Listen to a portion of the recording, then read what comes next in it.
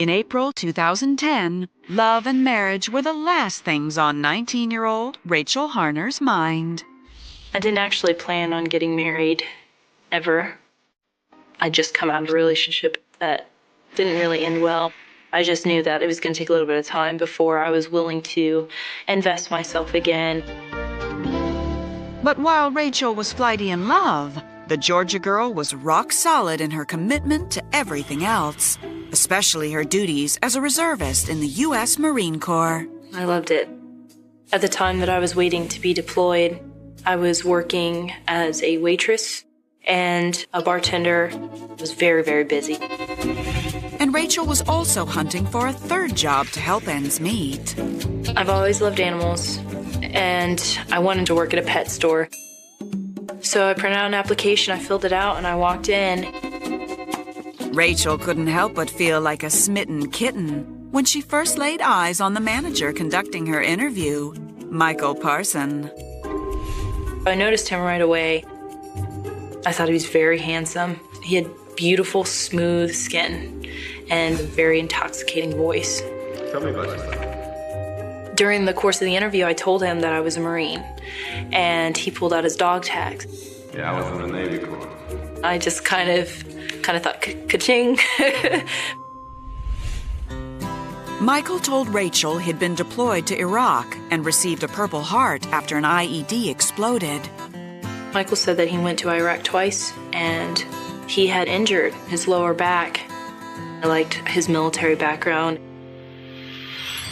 3 days later, Michael offered Rachel the job, which she accepted with every intention of keeping her little crush in check. Hey, Rachel, how are you? But as the weeks passed, her feelings for Michael only grew. Rachel would go on and on about Michael. It was a friendship that was definitely blossoming, and it was special to her. After learning from coworkers that Michael was single, Rachel asked him out for lunch. Michael was very surprised, but he said yes. I'd love to. Yeah. As the two chatted over barbecue, Michael mentioned he was 28, nearly 10 years Rachel's senior. So that doesn't bother. I was intimidated by the fact that he was older, smarter, more mature. But I was attracted to him. When we left, he kissed me. At first, I kind of just wanted friendship, but I was interested in Michael in a more than friendly way. And so, inevitably, me and Michael became intimate.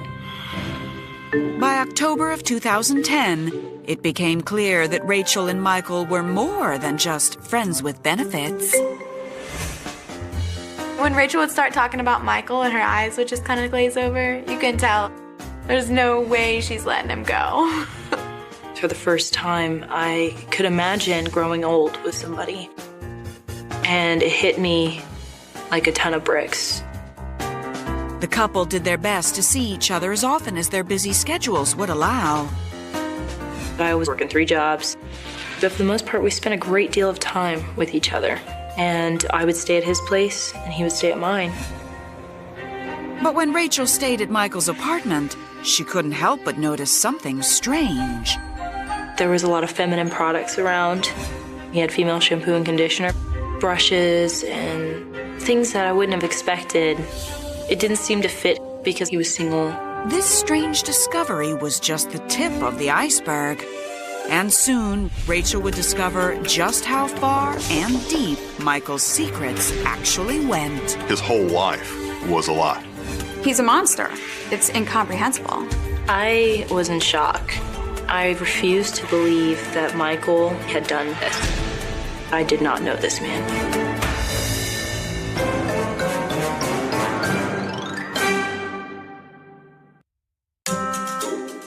By October of 2010, Rachel Harner was head over heels for her new boyfriend, Michael Parson, but confused by the discovery of some feminine products in his home. I wouldn't have expected a homegrown bachelor like him to have them. So I asked him, why do you have so much female stuff? Any doubts Rachel might have had soon disappeared. He informed me that his aunt, Adina, stayed with him while she was building a house in Atlanta. This is her stuff. And he showed me a photo, and I was like, wow, she's very beautiful. How old is she? And he said, late 40s. I understood. It's something that I would do for my family and vice versa. But it wasn't always easy. Aunt Adina's visits forced Michael to sleep on the sofa. He would complain the next day because his back would hurt from his injury. And I told him, just make her sleep on the futon. He's like, I'm not going to do that to my aunt. But the pain in his back became so bad that Michael went for a scan of his spine and was given some horrible news. Michael called me and he said he had spinal cancer. We were both shocked. I felt like I had found this beautiful, wonderful treasure, and all of it was about to get taken away from me. Michael told Rachel he would have to go through chemo and radiation to stand a fighting chance. She was very interested in finding more about it. She got really into natural remedies, things that would help the nausea. She wanted to make sure he's eating right, sleeping right. But Michael's scheduled treatments always seemed to coincide with Rachel's mandatory military events. And in May, this Georgia girl received orders to complete training at Camp Lejeune in North Carolina. I was very upset about it because I really wanted to be there for Michael. I always just assumed it was bad timing. Soon, Michael was too frail to continue working at the pet store and had to take a job working at home for a phone company instead. Michael lost a lot of weight, and he would throw up so frequently and so violently that sometimes there would be blood.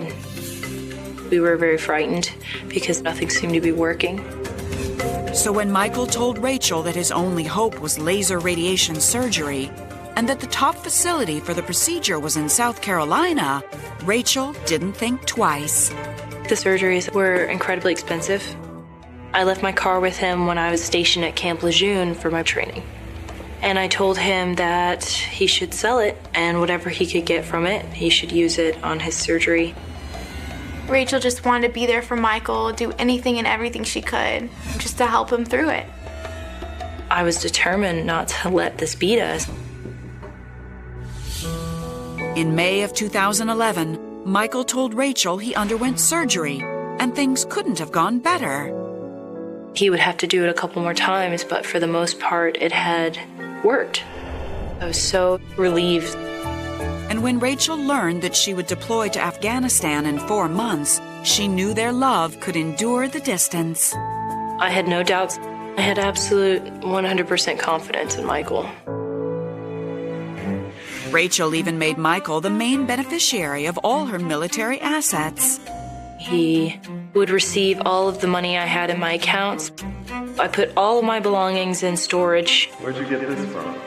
My friend asked me to hold on to his pistol. I had a lot of equipment, and I packed every worldly possession I owned, and Michael had the key. But as July 4th approached, Michael wanted one more thing from Rachel. Me, Michael, and my family were just hanging out. And Michael just pulled out a ring and said, "Rachel, you're the most beautiful woman in the world. Will you marry me?" I was like, of course. It was exactly what I wanted. I was ecstatic. I could tell she was surprised. I really still felt that she was too young, but she was definitely happy. Only one major hurdle stood between Rachel, Michael, and wedded bliss: deployment. I was deploying to Afghanistan. I was very scared, but I believed in Michael, and I had faith in him. Who could have known what a tragic mistake that would be? Especially when long-distance love turned into unimaginable lies. He had this whole different life, and Rachel didn't have a clue.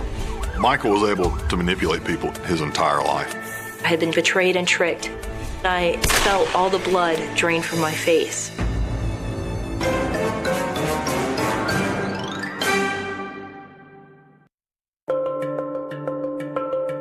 In the fall of 2011, After accepting her boyfriend Michael Parsons' wedding proposal, Rachel Harner was stationed in Afghanistan for 7 months. The number one thing that made it easier to endure was Michael, and in the scariest moments of my time in Afghanistan, Michael was the one I was thinking of. Even though Michael's cancer was officially in remission, Rachel still wished she could be there for him. Rachel and Michael communicated in every way you could think of long distance, even though she was so far away. I only had one opportunity to video chat Michael during my deployment. It's the first time I'd seen his face in 5 or 6 months, and I was very excited about it. But Rachel's excitement quickly turned to shock. As I was talking to him, a woman walked into his office. And she walked right up to him and just leaned forward and kissed him on the lips. I lost my mind. I said, "Who's this woman?" He said, "That's my aunt." She needs no place to stay. I was like, "She kissed you on the lips. That's not something your aunt does." Michael tried to calm his fiancée down. He's like, "That's just the way our family is." We're just an affectionate family. And after a little bit of arguing, I accepted his explanation. He told me all about her, and so I ended up apologizing to Michael. It's all right. And I said, I have insecurities because we've been away from each other for the past 5 months. A few weeks later, Rachel received some exciting news. She would be returning to the States. I was ecstatic. I felt like there was nothing that was going to stand in our way. In April 2012, the couple finally reunited at Camp Lejeune. Rachel and I got back from Afghanistan, and I just see Rachel run into Michael's arms. And there's just the look on her face of just pure joy. The happy couple went to a nearby hotel room and spent 3 days catching up. After a few more days on the base, Rachel finally returned to Atlanta, and the two lovebirds went to dinner with her parents. At the dinner table, they were just holding hands. He was feeding her bites of his food from his plate, just talking about how happy they were that she's home. That night, the couple settled into another hotel, since Aunt Adina was in town once again. 4 days later, they parted ways. I had to go back to Augusta because I was still on active duty.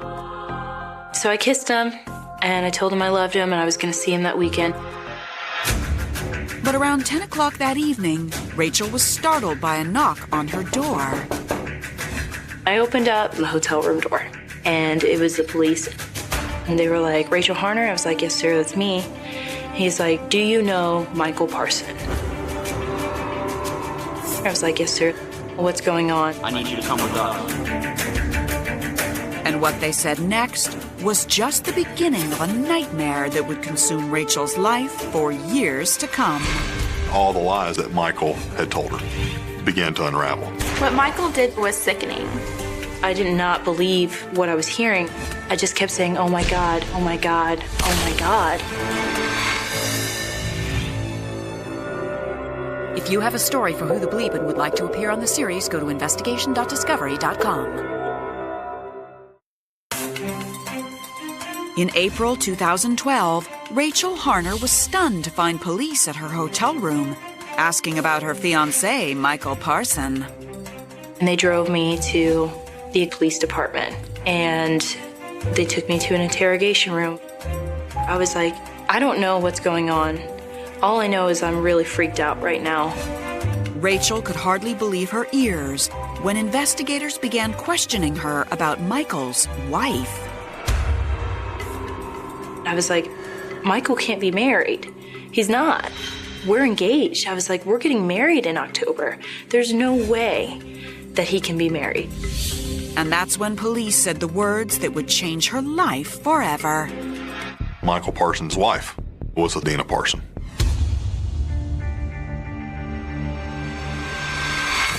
I was in shock. They showed me a picture of her, and I said, "That's his aunt." And he said, "No, that's his wife." They'd been married for a few years. And that was just the beginning of the lies. We informed Rachel that Michael was 42, not 30 years old. He was married before Adina, and that he had a child living in South Carolina.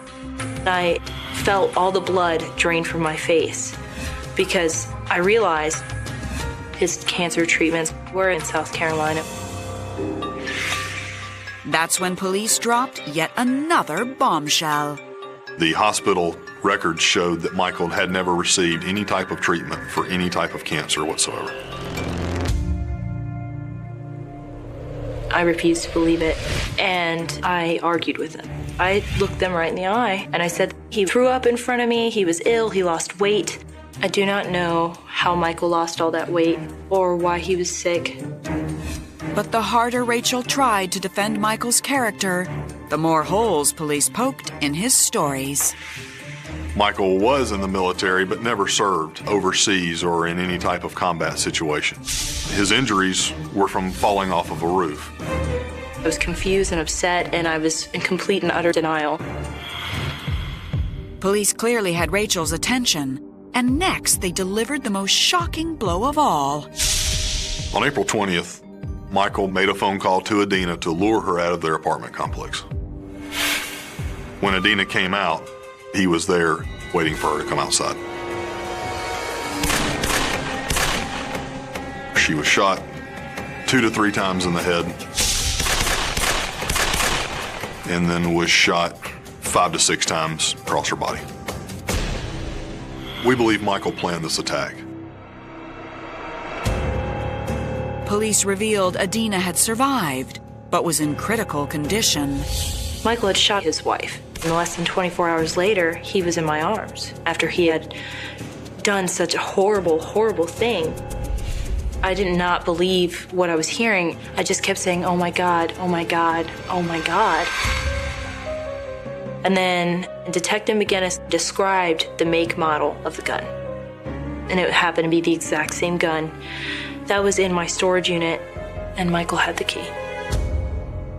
It finally hit me that Michael had committed this crime. I couldn't deny it anymore. On May 5th, 2012, Michael Parson was found hiding out in Texas. He was arrested and extradited to Georgia. Michael was charged with attempted murder, aggravated assault and battery, and making false statements to the police. Michael never admitted his guilt, but we believe Michael's motive in this shooting was so that he could go ahead and marry and spend the rest of his life with Rachel Hunter. I don't believe necessarily that Michael did this as an act of love so much as an act of cold, calculating indifference. He's a monster. I was full of rage. It's incomprehensible, and it disgusted us. She had no idea that everything about him was a lie. What Michael did to her was sickening. It was just gruesome. On May 20th, 2013, Michael Parson went to trial and pleaded not guilty, but his lies ultimately caught up with him. 3 days later, he was convicted of all charges. He received a 35-year prison sentence. It doesn't undo the damage that's been done.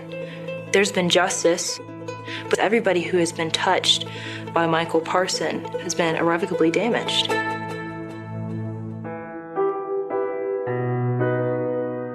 Today, Rachel is still bothered by the clues she overlooked. The single most thing that I regret is not saying, you know what, I'd like to meet Adina. It could have changed the entire outcome. And she still has no idea how Michael was able to fake cancer so convincingly. I don't know if he took weight pills or got his hands on actual chemo pills. I don't know what Michael did to make himself sick. While Rachel didn't suffer like Adina, she is also a victim of Michael Parson's betrayal. I think Rachel will never be able to trust the way she used to trust, but everything she does now shows me that she has hope. The man I love doesn't exist. It's like being in love with a character in a book. He was never real.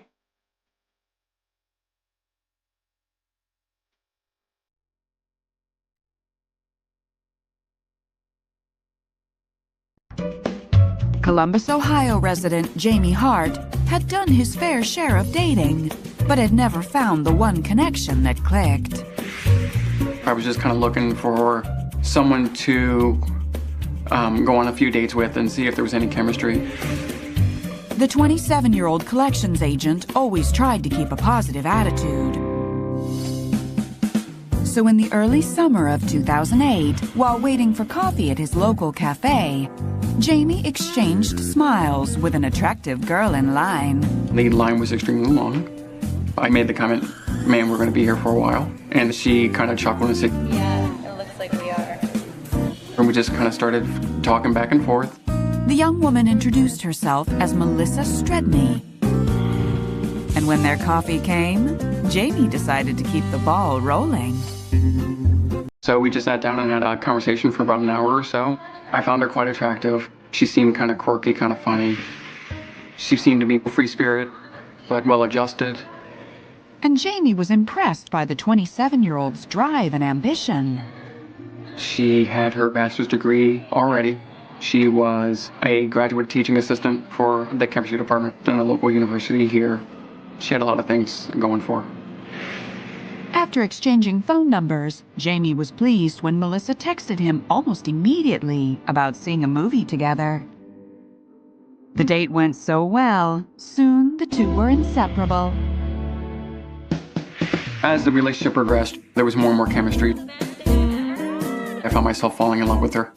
Before Jamie knew it, he and Melissa were in a hot and heavy committed relationship just a few months into dating. He was excited at that time, but me and my wife, we were kind of taken back as to how sudden things were developing in the relationship. But Jamie sounded extremely happy.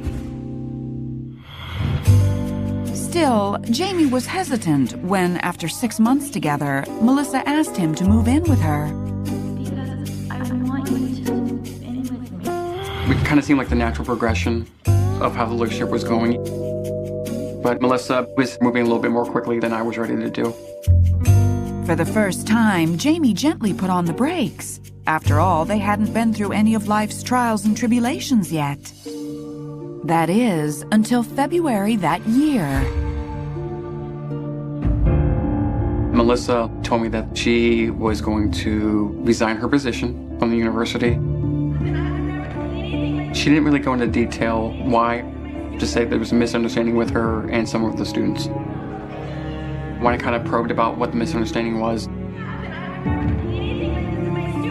Melissa was upset, angry, so I didn't really question it. Jamie wasn't sure what to think, but as the weeks passed, Melissa couldn't seem to stop crying. She told me that she had depression and some anxiety issues that she was battling with for a few years. She went into a local hospital for depression. So I'm like, this must be a pretty bad spell. But there's a lot of people in the world that do battle depression. So it wasn't anything to stop me from continuing to see her. Jamie was relieved when Melissa was discharged a week later. She was taking medication and seeing a therapist once or twice every few weeks. That zeal and passion for life returned. She seemed to be back to her normal self. Then Melissa told Jamie she had a big surprise for him. She was at my apartment. She presented me with a card. And it said, "Congratulations, you're going to be a father." And I'm like, wow. All right, that's exciting. Jamie was even more stunned when Melissa said she wasn't just pregnant, she was expecting triplets. My reaction to that was shock. I wasn't out of the realm of possibilities in my mind because twins run in my family. Even though I was worried, like, how are we going to do this? Being a father was one of my dreams. But before long, his excitement would turn into heartache, and then horror. Everywhere he went, she would show up. She knew exactly what she was doing. This was not the person I fell in love with. This was the ultimate betrayal.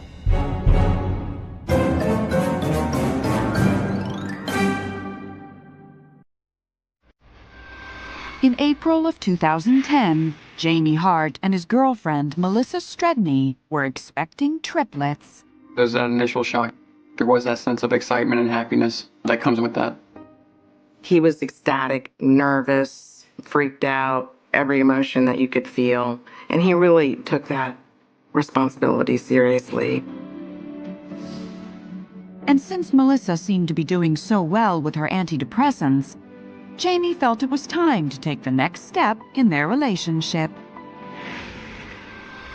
Jamie moved in with Melissa, and the couple set a wedding date for October of that year. I thought things were just moving too fast, and we even mentioned it to him. Are you sure this is something you want to do this early? And he said, yeah, this is what I want. And as Jamie focused on his future with Melissa, he became even more excited about being a father. I wanted to be an active member. These were my children that she was carrying, so I wanted to be there for every milestone. But when Melissa started scheduling prenatal visits without him, Jamie couldn't help but feel slighted. They always seemed to be when I was working or when I had other obligations. I would say, if you're having an appointment, let me know. I can get those days off. And she said she didn't want to burden me with that because we were in a little bit of financial difficulty, so missing work wasn't really an option. But when Melissa shut Jamie out of a major pregnancy milestone, he grew flat out angry. Sometime in the late stages of the first trimester, Melissa told me that she got an ultrasound. And I went, oh, awesome, can I see it? She said, well, my dad wanted to see it and I already mailed it to him. Why would you send it to your father but not let the father of the children see it? And I was quite upset that she did that. I wanted to be there for every appointment, and I made it very clear that that was very important to me. Sadly, he wouldn't get the chance. A few days later, I came home and Melissa was distraught, and she told me that she went to the hospital that day and that she actually miscarried. You know, I did my best to comfort her. I was in a state of shock. Both of us shed a lot of tears that night. Jamie barely had time to feel his own grief before Melissa plunged back into a dark depression. Jamie even found himself questioning his desire to get married now that they were no longer expecting. I had serious thoughts about ending engagement, but I kind of thought to end a relationship, especially someone you loved, after they had a miscarriage would be unforgivable. He had already asked her to marry him, and he wanted to do the right thing as far as not abandoning her. Then, almost overnight, Jamie saw an entirely different side to Melissa. She would call me like worthless, just anything that she could think of. I would just kind of zone her out and not really hear what she was saying. Until one night, when Melissa took her abuse to the next level. It was like 2 or 3 o'clock in the morning. I woke up and she was over top of me, just swinging away, physically assaulting me. She was telling me to get out of the house. But when Jamie tried to leave, Melissa suddenly apologized. She kind of made it into like, if I would have left, I would be abandoning her. Jamie decided to let the incident slide, but despite his best efforts at keeping Melissa calm, there was no peace on the horizon. And before long, Jamie would realize his unhappy fiancée wasn't just miserable, she was monstrous. She was very angry. Who knew what she was capable of? It was crazy. He never believed that she would do that. She knew where I would be. It was becoming more and more scary. I was thinking, how much longer can she do this?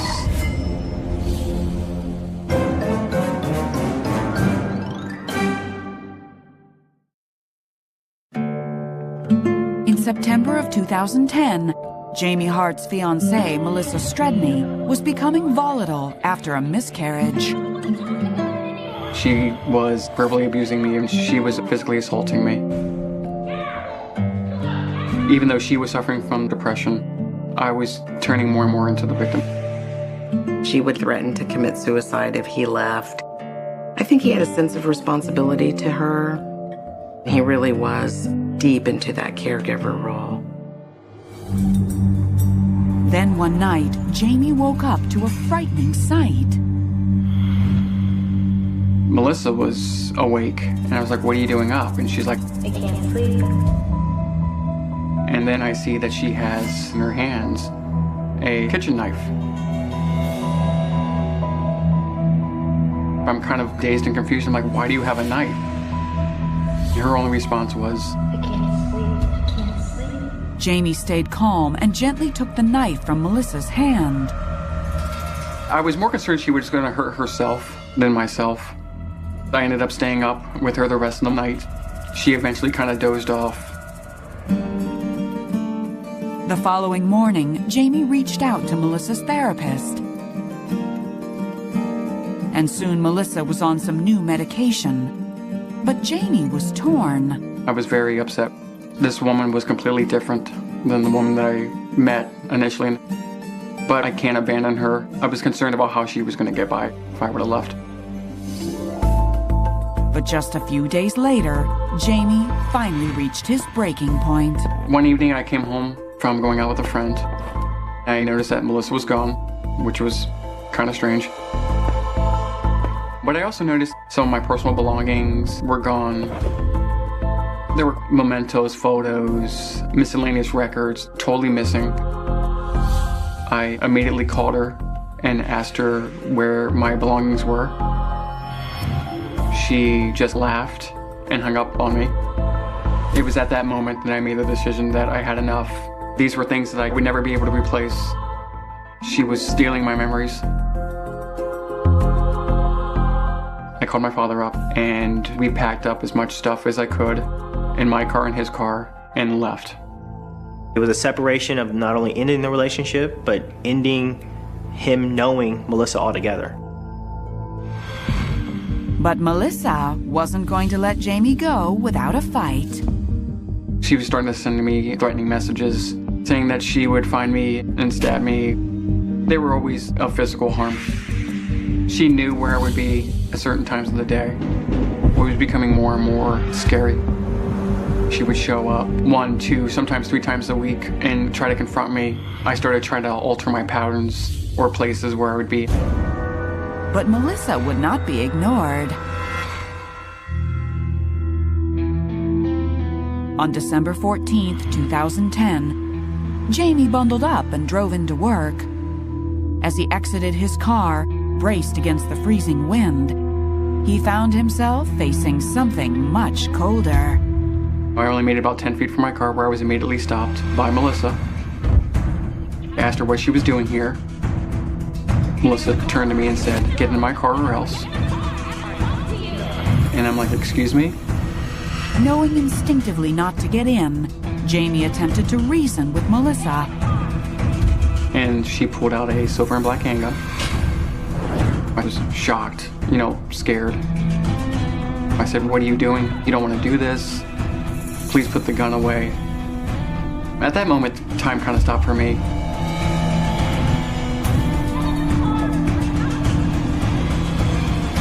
When it was clear to her that I was not going to get into her car, she shot me. I remember my vision going out black. Pierced by the bullet in his left eye, Jamie's light dimmed and his sight vanished as Melissa fled the scene. Melissa immediately pulled out of the parking lot. 8 separate people saw this incident and were already on the phone with the police.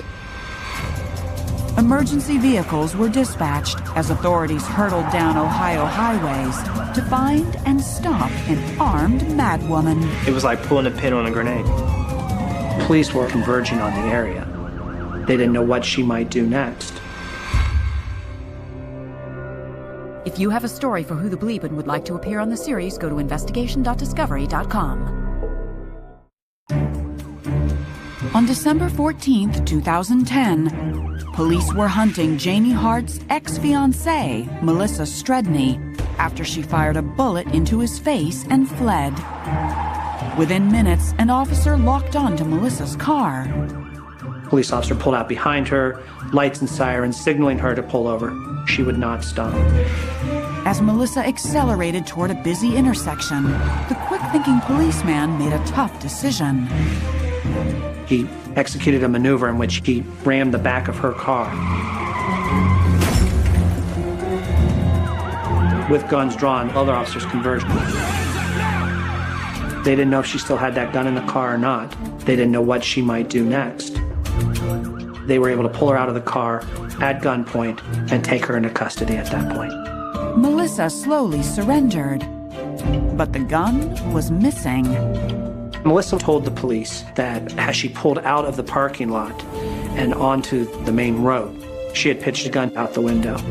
They started walking from the point of where she left the business to the point of where she was arrested, and they were able to find the gun. Melissa was charged with 5 felonies, including attempted murder and kidnapping. Meanwhile, Jamie was rushed to the nearest hospital. I was instantly in shock. That was kind of a sleepless night for us. We were numb. Jamie, he was just in our prayers. Miraculously, Jamie survived, but the bullet had completely destroyed his left eye, shattering his skull and entering the base of his tongue. Luckily, the bullet never pierced his brain. They had to surgically remove the eye. It was shocking to see him laying there. It was very emotional. Jamie's sight returned in his right eye, and as he healed, he began to see the full extent of Melissa's deceptive nature, starting with the misunderstanding with her job at the university. Melissa told me that she resigned her position. What I later came to find out, she was fired from the university. Apparently, Melissa had encouraged her lab class to cheat and to leave early. When some of the students reported her, she went on the offensive. She followed up with making threatening emails to the students to the point where the police became involved. No formal charges were filed, but she was dismissed from her position. And Jamie couldn't help but wonder if Melissa had lied about other things, too. I ended up having doubts about whether the whole pregnancy was made up. I wasn't able to go to any of the doctor appointments. Never saw the ultrasound. I only had her word that she miscarried. As Jamie tried to come to grips with all that had happened, Melissa claimed the shooting was an accident. How did the gun fall off? I don't know. I wasn't even holding the trigger at first. I'm not really a murdering person. But when witnesses reported to police that Melissa aimed to kill, her defense shifted to an insanity plea. She described a lifelong battle with mental illness. I was diagnosed with major depression when I was 12 and I was in a mental institution for 6 weeks. I went to the hospital in November because I'm bipolar and I went manic. But Melissa's actions after she shot Jamie left her defense full of holes. She fled the scene. She got rid of evidence. She was rational. She was goal-directed. There's lots of bipolar people out there that don't commit violent crimes of this nature. She knew what she did was wrong. On June 21st, 2011, just 6 months after her vicious attack, Melissa finally accepted a plea deal to the lesser charges of felonious assault and tampering with evidence. She was sentenced to 15 years in prison. I really wasn't happy with the 15 years. I think she uses her mental illness as an excuse for a lot of her actions. She knew exactly what she was doing that day. Her goal that day was to end my life.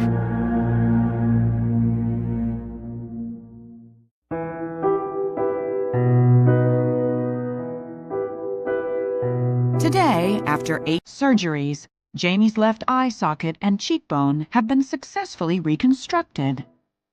They actually split his skull to go in and try to build up the cheekbones. That's pretty major surgery. He really hung in there. He's very brave. But the emotional damage has been far worse. I'm very guarded. I now have anxiety, post-traumatic stress, the nightmares that I suffer. Though he'll never again see with his left eye, Jamie's vision of his future is clear. This whole experience, it's made me more humble in the grand scheme of things. Every one of us want to be happy, and That's kind of what I'm seeking now, is just happiness. There is a fundamental promise that civilized society makes to its citizens. We surrender a portion of our absolute freedom to the state in exchange for protection, order, and the guarantee that those who cross the ultimate boundaries of human decency will be removed from our midst. We build enormous concrete fortresses, ringed with steel wire and guarded by armed personnel, specifically to house the most dangerous anomalies of human nature. When a horrific crime is committed, when innocence is violently stolen, the resulting investigation, trial, and conviction are meant to restore the fragile balance of our world. We sleep slightly better at night, knowing that a confirmed predator is locked away, permanently separated from the vulnerable population. But what happens when that foundational promise is broken not by a daring escape, but by the quiet, bureaucratic functioning of the very system designed to protect us? What happens when the state, suffocating under the weight of its own logistical failures, essentially opens the front gate and allows a known, documented, and psychiatrically dangerous murderer to walk freely back into society? This is not a hypothetical question or a dark philosophical exercise. It is the grim reality of a case that remains one of the darkest, most unfathomable stains on the history of the American justice system, and specifically the judicial legacy of the state of Texas. Today, we are looking at a story that is frequently cited in criminology textbooks and judicial management seminars across the world. It is not taught as an example of brilliant detective work or a triumph of forensic science. Rather, it is studied as the ultimate, tragic example of what happens when the vital process of recidivism risk assessment utterly and catastrophically fails. It is a textbook illustration of systemic negligence, where administrative pressure and legal loopholes combine to create a perfect storm of preventable tragedy.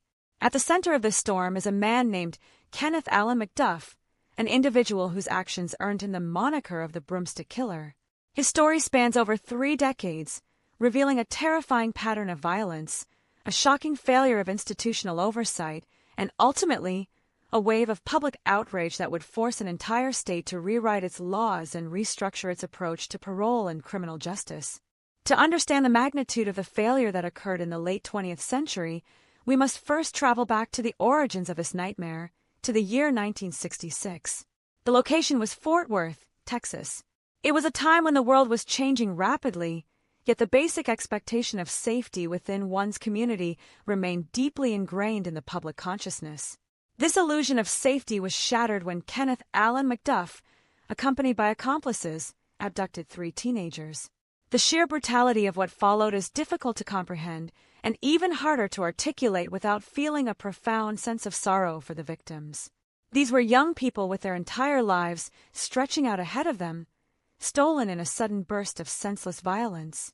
During this harrowing ordeal, McDuff subjected the young woman in the group to a horrific assault using a broomstick, a grim detail that would forever attach a terrifying nickname to his legacy. Following this brutal assault, all 3 innocent teenagers were shot and killed. The crime sent shockwaves through the community of Fort Worth and the wider state of Texas. The justice system, functioning exactly as the public expected it to in the face of such overwhelming evil, moved with decisive speed. In that same year, 1966, Kenneth Allen McDuff was tried, convicted, and sentenced to death for the triple murder. For the families of the victims and the frightened citizens of Texas, this sentence represented closure. The system had worked. The monster had been identified, isolated, and condemned to pay the ultimate price for his atrocities. The state of Texas was meant to execute him, effectively closing the book on a short but devastating chapter of violence. However, the wheels of justice are subject to the shifting landscapes of national law, and the fate of Kenneth Allen McDuff was about to be altered not by a revelation of innocence, but by a sweeping constitutional mandate. 6 years after his conviction, in the year 1972, the United States Supreme Court delivered a landmark ruling in the case of Furman v. Georgia. This historic decision effectively placed a nationwide moratorium on capital punishment, determining that the death penalty, as it was then administered, constituted cruel and unusual punishment. The ruling immediately invalidated the death sentences of hundreds of inmates sitting on death rows across the country. McDuff was among them. In an instant, his sentence of death was legally commuted to life imprisonment.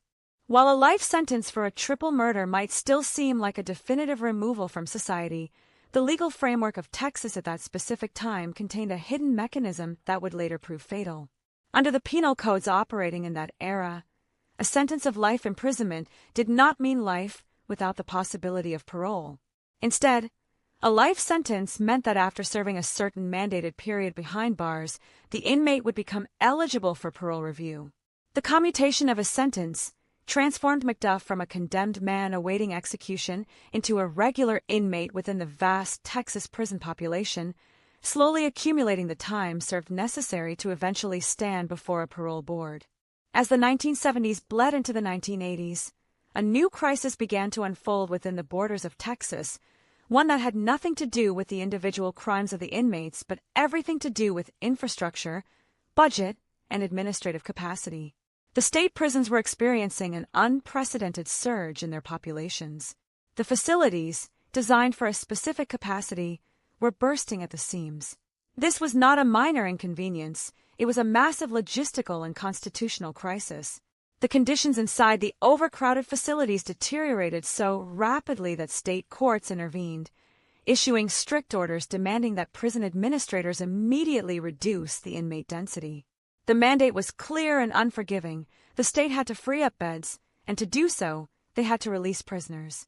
This environment of extreme administrative pressure created a bureaucratic nightmare where the focus shifted from deliberate, careful assessment of an inmate's rehabilitation to a desperate, numbers-driven scramble to meet court-ordered quotas.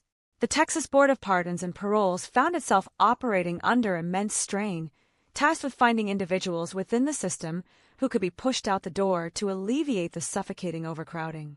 It was within this chaotic, highly pressured environment that the name Kenneth Allen McDuff crossed the desks of the decision-makers. By the year 1989, McDuff had served enough time on his commuted life sentence to be eligible for early release. A rational observer looking at his history, the horrific triple murder of teenagers in 1966, the brutal methodology of the assaults, and a prison record documenting extremely dangerous psychiatric evaluations and concerning behavioral patterns would easily conclude that this was an individual who should never be allowed to walk freely among the public again. His file was a glaring red flag, a testament to a deeply ingrained violent pathology that no amount of time behind bars had cured. Yet, the systemic safeguards completely disintegrated. Blinded by the mandate to reduce prison populations and operating within a flawed legal framework that allowed a triple murderer to even be considered for release, the parole board granted Kenneth Allen McDuff his freedom. The moment McDuff walked out of the prison gates in 1989, the state of Texas inadvertently unleashed an apex predator back into its communities. He was deemed a stroke of luck by some administrative measure, a statistical necessity to satisfy a court order, but to the women of Texas, his release was a death sentence. The tragic reality of the criminological concept of recidivism manifested immediately. The state had gambled with public safety to solve an infrastructure problem, and the public was about to pay the price in blood. Almost immediately upon securing his freedom, McDuff resumed his predatory behavior. He had spent decades in a cell, but his violent compulsions had not diminished. They had merely been placed on pause. From the year 1989 until his eventual recapture in 1992, he embarked on a terrifying reign of terror that spanned across the vast highways and isolated stretches of Texas. He utilized his freedom to hunt. During this dark 3-year period, he abducted, brutally assaulted, and murdered at least 9 different women. The exact number of his victims remains a subject of chilling speculation, but the confirmed cases alone cement his status as one of the most prolific and ruthless serial killers in the state's history. His methodology during this second wave of violence was chillingly calculated. He preyed on vulnerable women, utilizing the vastness of the Texas landscape to conceal his atrocities. The heartbreaking aftermath of his crimes involved law enforcement discovering the bodies of his victims, stuffed into the trunks of abandoned cars or hastily buried in shallow, scattered graves across the countryside. Each discovery was a fresh wound for the community and a glaring indictment of the parole system that had allowed this to happen. The families of these 9 women were forced to confront the unbearable reality that their loved ones had been tortured and killed by a man who had already been convicted of a similar atrocity decades earlier, a man who had been safely locked away until the state decided they simply did not have enough room to keep him. The hunt for the perpetrator of these new murders eventually led law enforcement back to the man they had already caught in 1966. In 1992, the massive manhunt concluded with the recapture of Kenneth Allen McDuff. The judicial process began anew, and the absolute horror of his continued existence as a free man dominated the public discourse. The citizens of Texas were completely outraged, directing their fury not just at the killer, but at the broken system that had facilitated his release. McDuff was tried for the new murders, convicted, and once again sentenced to death. This time, there would be no sweeping constitutional interventions to save him. The state carried out his execution by lethal injection in the year 1998, finally ending his life and his capacity to cause harm. However, the execution of Kenneth Allen McDuff did not erase the systemic failures that his case exposed. The profound public outrage catalyzed by the revelation of the murders committed between 1989 and 1992 forced a massive reckoning within the Texas government. The sheer scale of the administrative incompetence could not be ignored. It triggered sweeping legislative and structural changes aimed at ensuring that a tragedy of this magnitude could never occur again. The entire architecture of the Texas Board of Pardons and Paroles was dismantled and rebuilt from the ground up. The state fundamentally overhauled the parole review process, implementing incredibly strict, highly formalized guidelines for evaluating the release of any inmate convicted of violent or dangerous crimes. Furthermore, the state legislature passed a series of strict statutes that became unofficially known as the McDuff Laws. These legislative changes directly addressed the root causes of the 1989 failure. Recognizing that a lack of prison space could never again be used as an excuse to release violent predators, the state embarked on a massive construction program, building numerous new correctional facilities to permanently end the overcrowding crisis.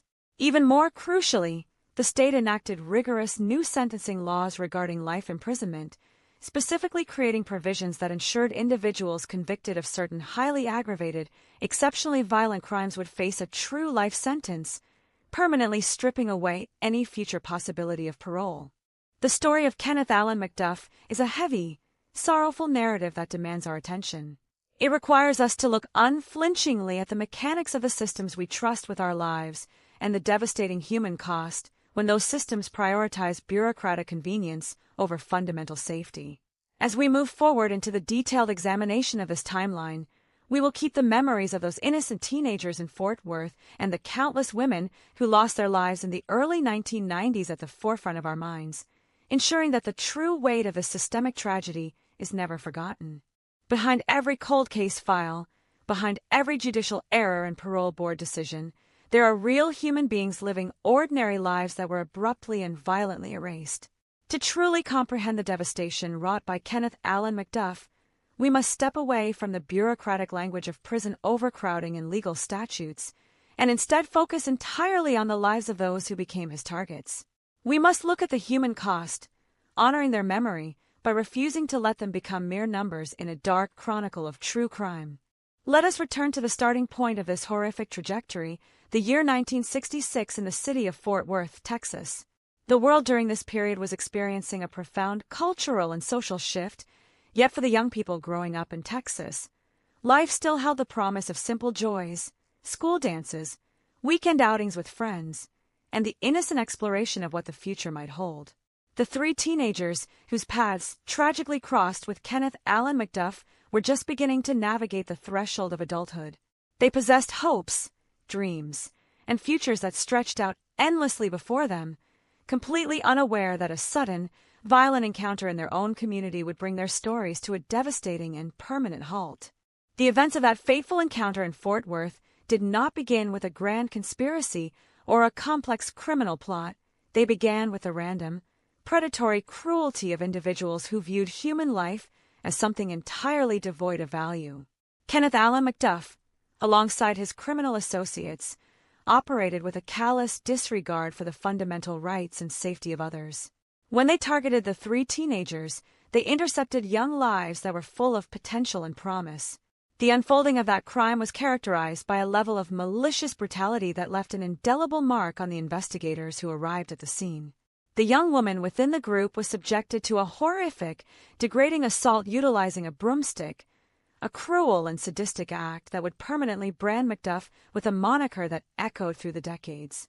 Following this unimaginable suffering, the perpetrators made the final, merciless decision to execute all 3 victims by shooting them.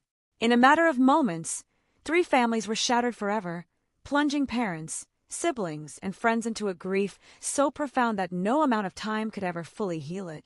The shockwaves rippled through Fort Worth, altering the collective sense of security of an entire community that suddenly had to confront the reality that monsters could walk among them in broad daylight. While the justice system moved swiftly in the wake of the 1966 murders to secure a conviction and a death sentence, the passage of time often dulls the public memory of the victims, transforming living, breathing individuals into historical footnotes. Yet, for the families left behind, the absence remained a constant, heavy presence. The initial chapter of McDuff's violence was supposed to have concluded with his execution, providing a definitive boundary that separated the community from his capacity to inflict harm. For over 2 decades, the world moved forward, the victims were mourned and remembered privately by their loved ones, and the terrifying details of the broomstick killer faded slightly into the background of Texas legal history, viewed as an isolated nightmare that had been properly addressed by the courts. The context shifts drastically when we examine the second wave of violence that erupted following McDuff's release in 1989. The Texas landscape, vast, open, and characterized by endless highways connecting isolated rural towns to sprawling urban centers, became the hunting ground for a man who had spent over 20 years in a maximum security environment only to emerge with his violent compulsions entirely intact. If the first crime in Fort Worth was a localized tragedy, the events of the subsequent years represented a sprawling nightmare that touched multiple communities across the state, creating an atmosphere of palpable fear among women living, working, and traveling alone throughout Texas. The victims of the second wave were at least 9 women whose identities and lives were systematically stolen by a predator who utilized the freedom granted to him by a deeply flawed administrative system. These women came from various walks of life, each carrying their own unique stories, ambitions, and daily routines that were abruptly interrupted by the sudden intervention of pure evil. Unlike the structured environment of a courtroom or the bureaucratic offices of the parole board where McDuff was merely a file number requiring review, these women were daughters, sisters, mothers, and friends. They were individuals navigating the ordinary challenges of daily life, commuting to work, running errands, or simply seeking safety in their own environments, trusting implicitly in the social contract that dictates that fellow citizens will not suddenly turn into predators. The methodology employed by McDuff during the second period of terror highlights a chilling evolution in his predatory approach, reflecting a cold, calculated efficiency born from decades of pent-up impulses. He did not confine his actions to a single location or a familiar neighborhood. Instead, he roamed the highways of Texas, searching for vulnerability. The abductions were swift and merciless, giving the victims little to no opportunity to defend themselves or seek assistance. Once captured, these women were subjected to horrific ordeals involving brutal sexual assault and ultimate execution. The sheer scale of the cruelty inflicted upon them defies easy comprehension, forcing investigators and the public alike to confront the terrifying reality of what a human being is capable of when all internal moral restraints and external legal deterrents are completely removed. The aftermath of these crimes revealed a landscape of hidden horrors. Law enforcement officers tasked with unraveling the sudden surge of missing persons and unsolved murders across Texas began uncovering the grim evidence of McDuff's renewed rampage. The physical locations where the bodies were discovered became haunting symbols of the tragedy. Rather than leaving his victims where they fell, McDuff went to great lengths to conceal his crimes, stuffing human remains into the trunks of abandoned vehicles or burying them hastily in shallow, scattered graves across remote stretches of the Texas countryside. Each gruesome discovery made by police officers and forensic investigators was not merely a piece of physical evidence required to build a criminal case. It was the final, devastating chapter for a victim who had been torn away from her family without warning or mercy. The emotional toll on the families of these 9 women during the early 1990s cannot be overstated. They were forced to endure the agonizing uncertainty of disappearance, followed by the crushing confirmation of murder, and compounded exponentially by the horrifying revelation that the man who took their loved ones should never have been walking free in the first place. The public knowledge that Kenneth Allen McDuff had already been tried, convicted, and sentenced to death for a triple murder committed 23 years earlier added an unbearable layer of injustice to their grief. It transformed their personal sorrow into a profound public grievance, highlighting the tragic consequences of institutional complacency and systemic failure.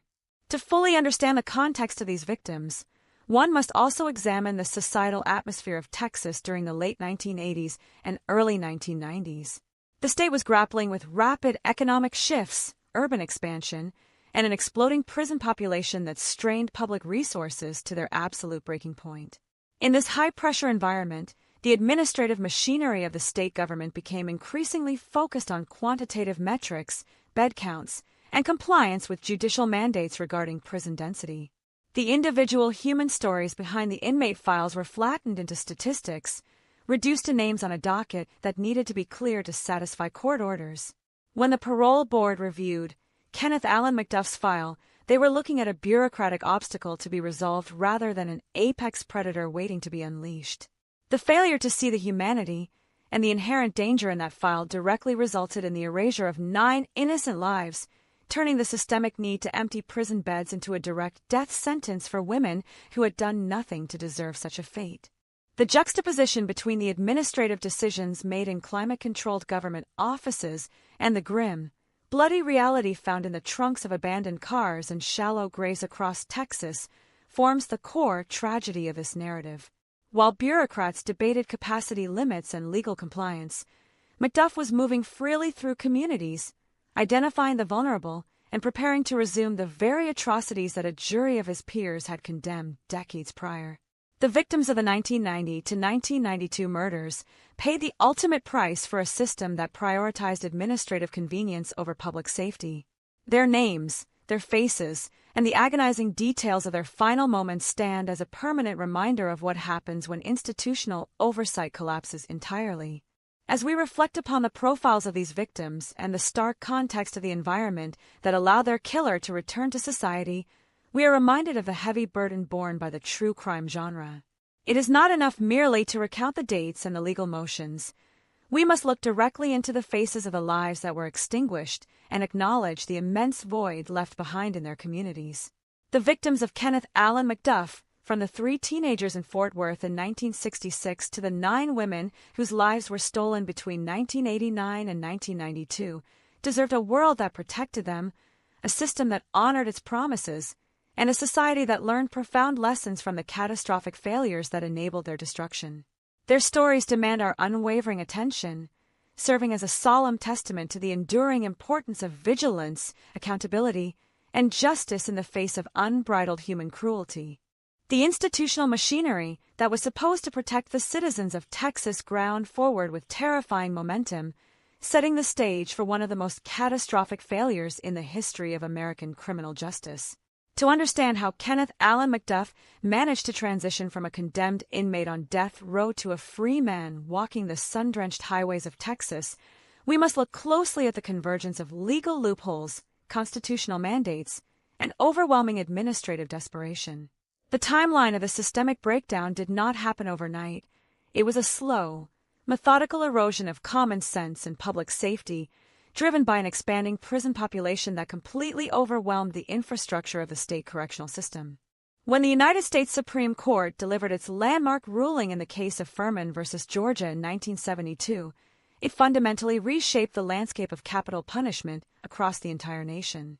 The court determined that the arbitrary and inconsistent application of the death penalty constituted cruel and unusual punishment, effectively invalidating the death sentences of hundreds of prisoners who sat waiting for execution. Among those individuals was Kenneth Allen McDuff, who had been tried, convicted, and sentenced to death just 6 years earlier for the brutal triple murder of teenagers in Fort Worth. For McDuff, this sweeping constitutional intervention meant the immediate commutation of his death sentence to life imprisonment. At the time, a life sentence for a triple murderer carried a grim weight, but within the specific framework of the Texas Penal Code during that era, it did not mean permanent separation from society. The laws governing life sentences contain provisions that allowed inmates to become eligible for parole review after serving a mandated minimum duration behind bars. Thus, the stroke of a judicial pen transformed McDuff from an untouchable, condemned monster into a standard inmate, slowly accumulating the calendar time required to stand before a parole board and request his freedom. As the calendar pages turned through the late 1970s and into the decade of the 1980s, a new and entirely different crisis began to choke the operational capacity of the Texas Department of Corrections. The state prisons were experiencing an explosive, unprecedented surge in their populations.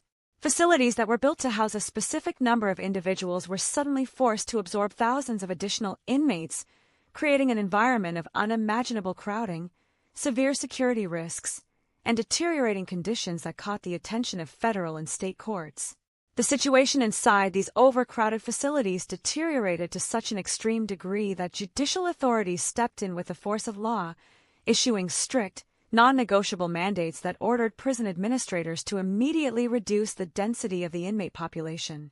The message from the courts was blunt and unrelenting. The state had to find a way to significantly decrease the number of prisoners behind bars or face severe legal and administrative consequences. This court-ordered pressure cooker environment forced the Texas Board of Pardons and Paroles into a desperate, numbers-driven scramble. The primary objective of the board shifted away from careful, analytical evaluations of public safety and rehabilitation, transforming instead into an aggressive exercise in population management. The board members were tasked with identifying individuals within the vast prison system who could be pushed out the door, clearing beds to satisfy the judicial quotas and alleviate the suffocating overcrowding. It was within this climate of administrative panic and bureaucratic expediency that the file of Kenneth Allen McDuff landed on the review desks. If the parole board had exercised even a basic level of due diligence, McDuff's file should have immediately raised every conceivable alarm bell.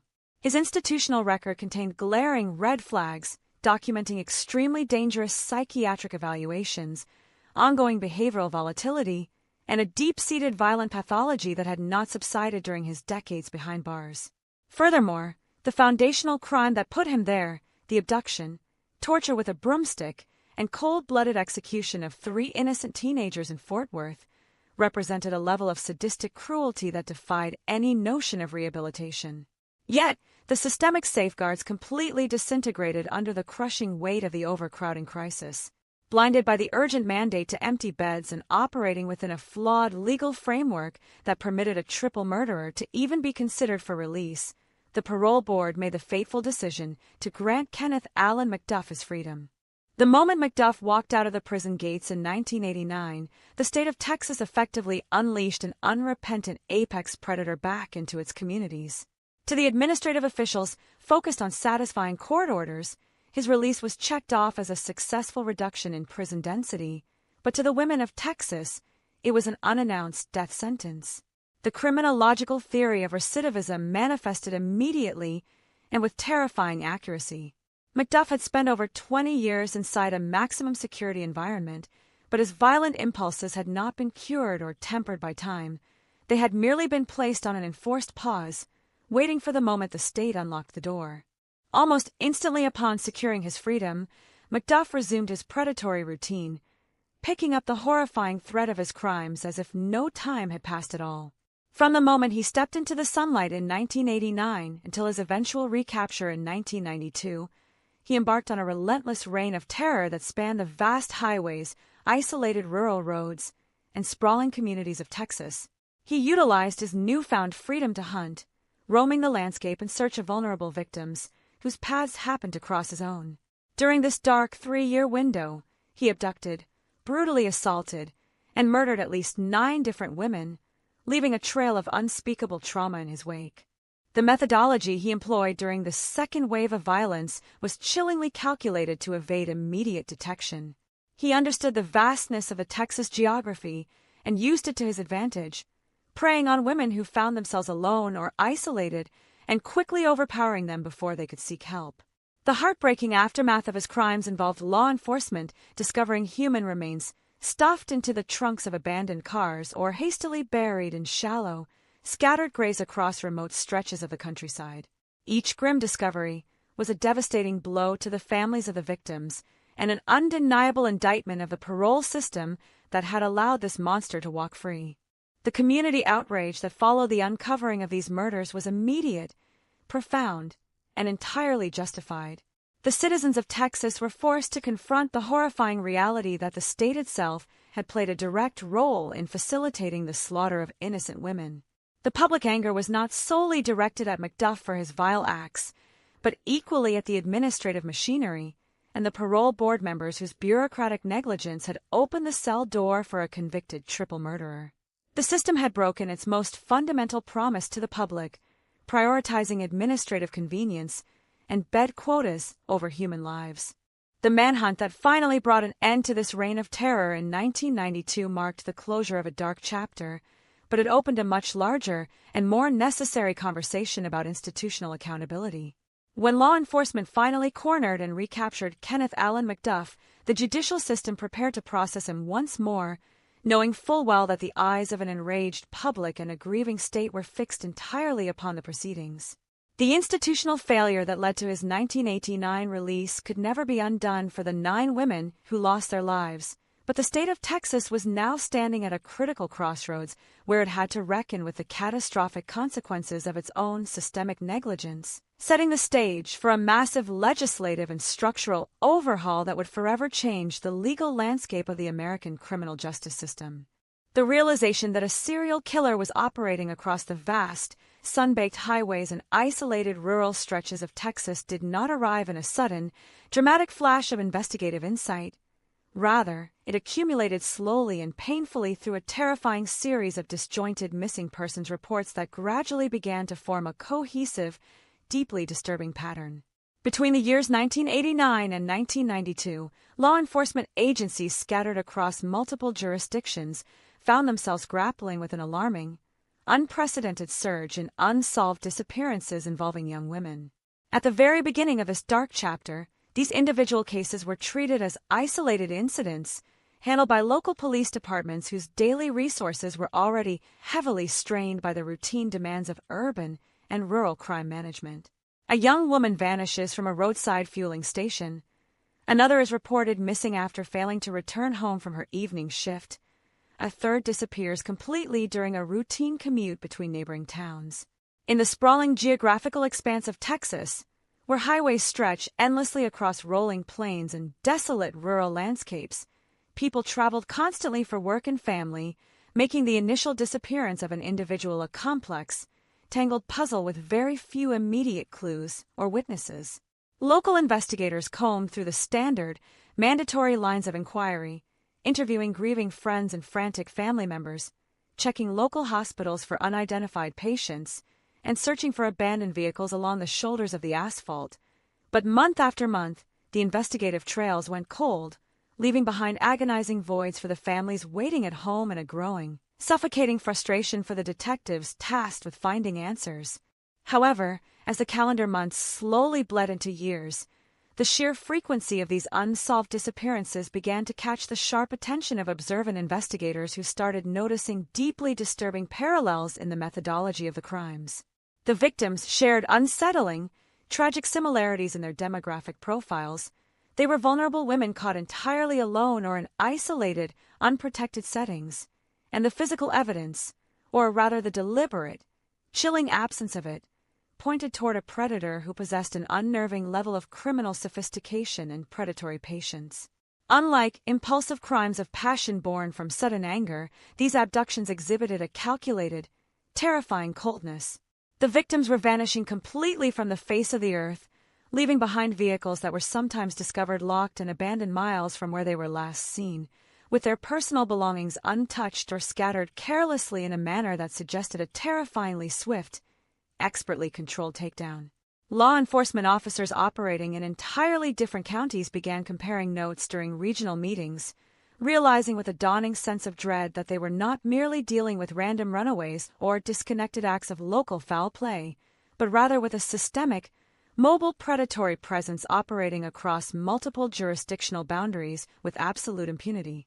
The hunt for an elusive, faceless shadow began to take shape across the state, though at this critical stage of the inquiry, The investigators had no inkling whatsoever that the monster leaving these scattered trails of devastation was a ghost from the past, a man who the state of Texas had officially declared rehabilitated and released from custody just a few years prior. The pivotal turning point in the sprawling investigation arrived when advanced forensic evidence and coordinated multi-agency intelligence finally began to converge. As more bodies were discovered, unceremoniously stuffed into the trunks of abandoned cars or hastily buried in shallow, remote graves scattered across the unforgiving Texas countryside, forensic pathologists, crime scene technicians, and homicide detectives meticulously pieced together the physical footprints of the killer. The horrifying condition of the human remains and the specific, dark signatures left at the grim burial sites indicated a perpetrator who possessed an intimate knowledge of how to manipulate the rugged terrain to permanently hide his crimes, suggesting someone with past criminal experience or a deeply ingrained, malicious familiarity with the darkest corners of concealment. Detectives started mapping out the exact geographical locations of the initial abductions and the subsequent vehicle recoveries, establishing a chilling radius of terror that intersected major interstate corridors and isolated rural hideaways. State investigators and local sheriff departments pooled their limited resources, forming a unified, cross-jurisdictional task force designed to bridge the dangerous gaps between isolated police departments and aggregate the mounting pile of evidence into a singular, laser-focused pursuit. Every single piece of forensic data collected from the grim discoveries was scrutinized under a microscope, looking for microscopic fibers, tire track impressions, soil compositions, or any trace element that could tether a specific suspect to the escalating carnage. Yet, the breakthrough that ultimately shattered the anonymous veil of the killer came not from a high-tech laboratory miracle, but from the relentless, grinding pursuit of human intelligence and the sharp observation of witnesses who remembered small, unsettling details that others might have easily overlooked in the chaos of daily life. Investigators began tracking a specific vehicle description and noting suspicious sightings reported near the desolate locations where the victims were last seen alive. Local tip lines flooded with cautious calls from observant citizens who sensed deep down that something was fundamentally wrong in their communities, reporting strange encounters with a predatory figure roaming the highways. Detectives interviewed criminal associates, past acquaintances, and individuals who had crossed paths with a paroled inmate desperately trying to blend back into a society that had marched forward without him. As the name Kenneth Allen McDuff slowly surfaced within the tangled web of investigative leads, a chilling, profound realization washed over the veteran detectives who remembered the horrific, blood-soaked history of the 1966 Fort Worth triple murder. The operational profile of the current predator, his calculated methods of abduction, his chilling control over his victims, and his ruthless efficiency in ending their lives, bore the unmistakable, terrifying signature of the exact same man who had once been sentenced to death before benefiting from the sweeping judicial commutations and administrative parole decisions of the late 1980s. The moment the sprawling investigation focused its crosshairs squarely on Kenneth Allen McDuff, the atmosphere within the task force shifted overnight from a broad, speculative manhunt to a high-stakes, hyper-urgent pursuit of a known, exceptionally dangerous fugitive. Law enforcement agencies across the entire state of Texas realized with absolute clarity that every single day McDuff remained at large represented an immediate, catastrophic risk to the public, particularly to vulnerable women traveling alone across the long stretches of highway. Elaborate surveillance operations were quickly established, confidential informants were pressed for real-time information regarding his whereabouts, and a massive, coordinated net was cast across the rural regions and towns where McDuff was known to frequent. The detectives who had spent agonizing months drowning in cold case files and staring at haunting photographs of unidentified bodies found in shallow graves now found themselves actively hunting a ghost who had walked out of a prison gate through the front door of administrative error and bureaucratic complacency. The pressure bearing down on the task force was immense and unrelenting. The public was growing increasingly furious as details of the killer's true identity leaked into the media spotlight, revealing to the horror of every citizen that the state itself had inadvertently unleashed a convicted triple murderer back into the community to hunt again.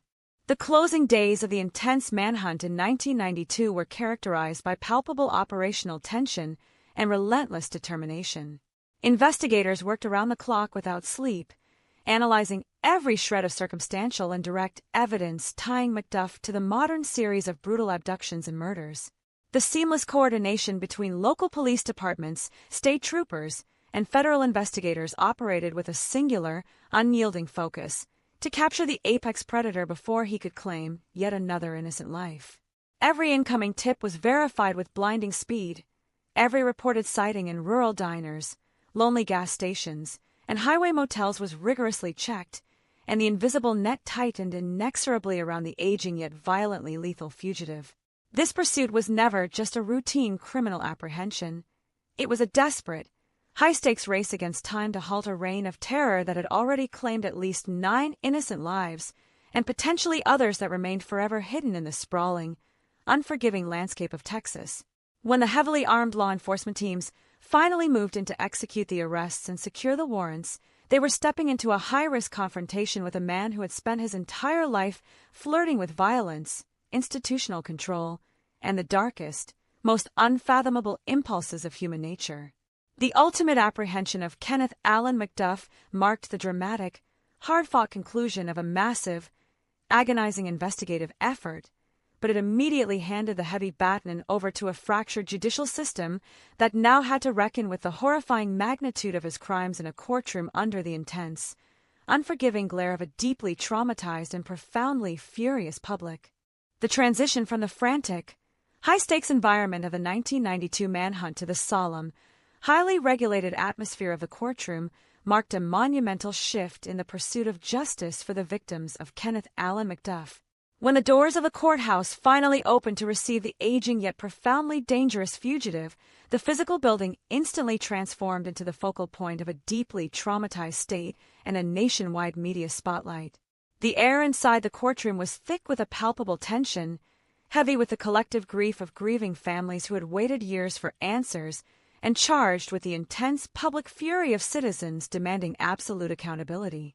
Every single seat in the gallery was filled to capacity, occupied by reporters, legal observers, local residents, and heartbroken relatives of the 9 women whose lives had been so brutally cut short during McDuff's horrific reign of terror following his catastrophic release from prison. The defense attorneys representing McDuff faced an insurmountable, nearly impossible task. They were stepping into a legal battleground where the overwhelming weight of the state's evidence, combined with the visceral anger of the public and the undeniable horror of the recovered physical remains, created an impenetrable wall of culpability that no standard legal maneuvering could ever hope to dismantle.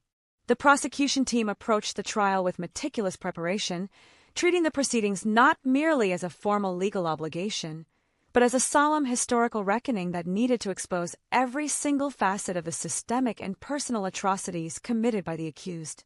The lead prosecutors laid out their case with a chilling, methodological precision that systematically reconstructed the horrifying timeline of the 1989 to 1992 murders. They presented a mountain of incontrovertible forensic evidence, weaving together ballistic reports, DNA profiles, microscopic fiber matches, and detailed geographical mapping that tethered McDuff directly to the remote, desolate locations where the bodies of the victims had been discovered stuffed into vehicle trunks or buried in shallow graves.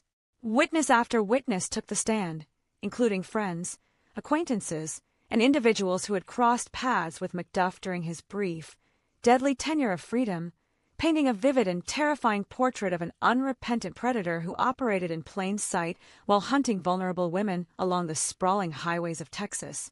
The presentation of the evidence was so thorough, so devastatingly comprehensive, and so laced with undeniable proof that it left virtually no room for reasonable doubt, stripping away any illusion of innocence and laying bare the raw, unadulterated brutality of a serial killer operating without restraint.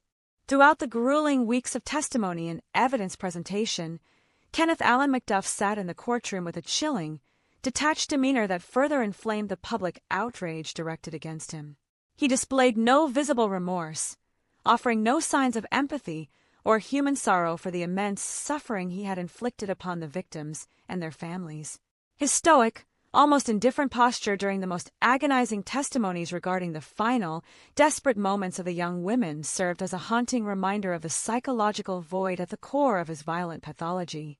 The defense attempted to challenge specific technicalities within the forensic collection procedures and questioned the reliability of certain circumstantial timelines, but their arguments withered away under the crushing wave of physical proof presented by the state.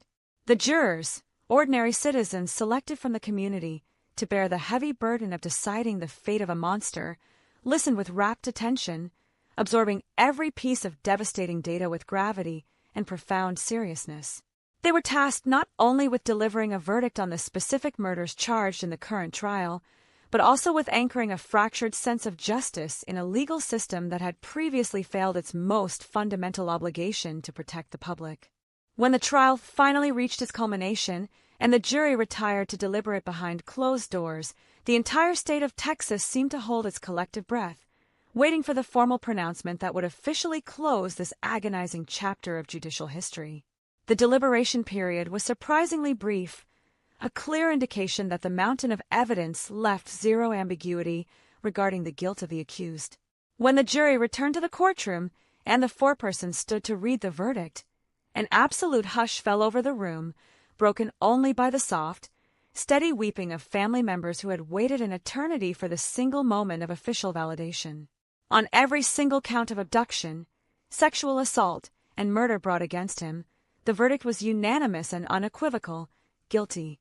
The legal determination was absolute, confirming what the investigators and the public had known since the moment of his recapture, which was that Kenneth Allen McDuff was an apex predator whose capacity for extreme violence was entirely incompatible with human society.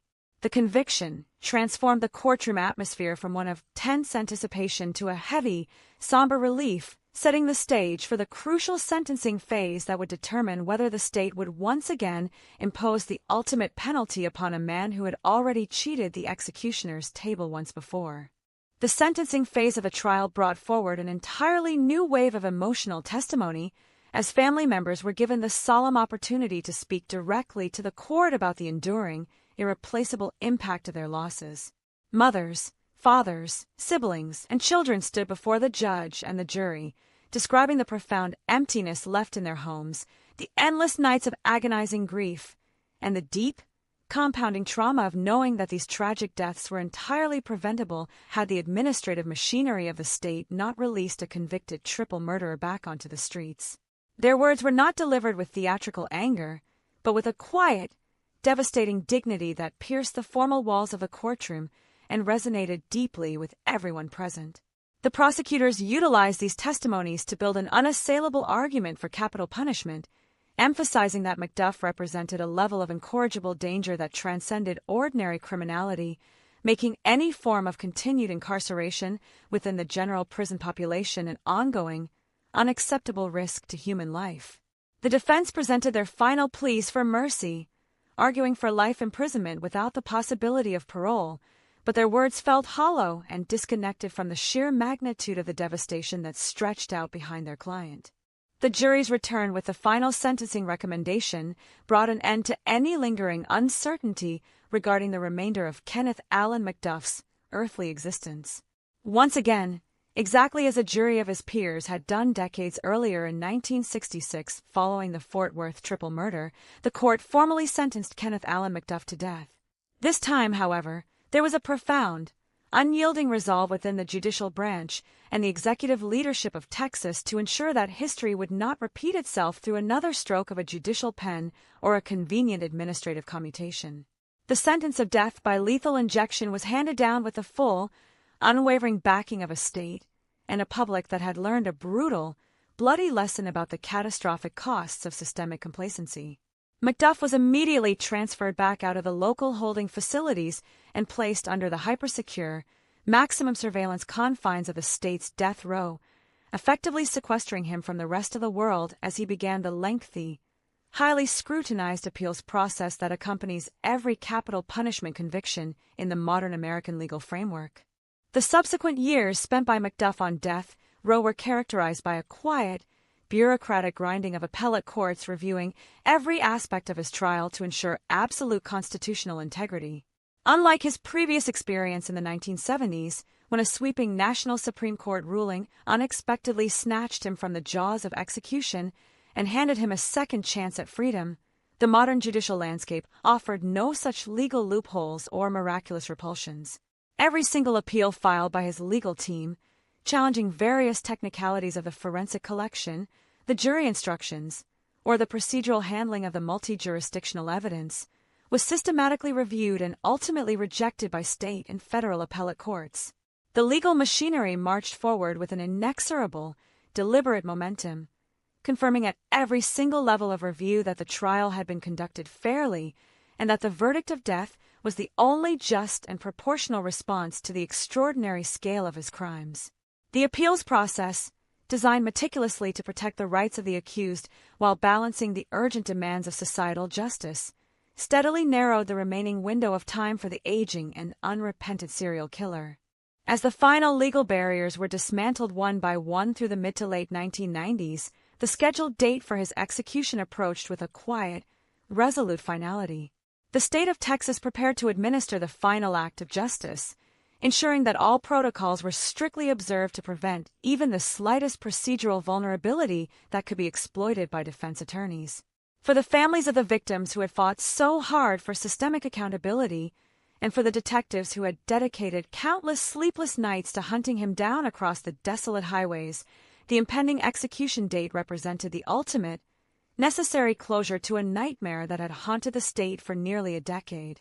The execution chamber at the Huntsville unit stood ready, an austere, clinical environment designed to carry out the state's mandate with solemn precision, completely isolated from the roaring public outrage and the deep generational trauma swirling just beyond its fortified walls.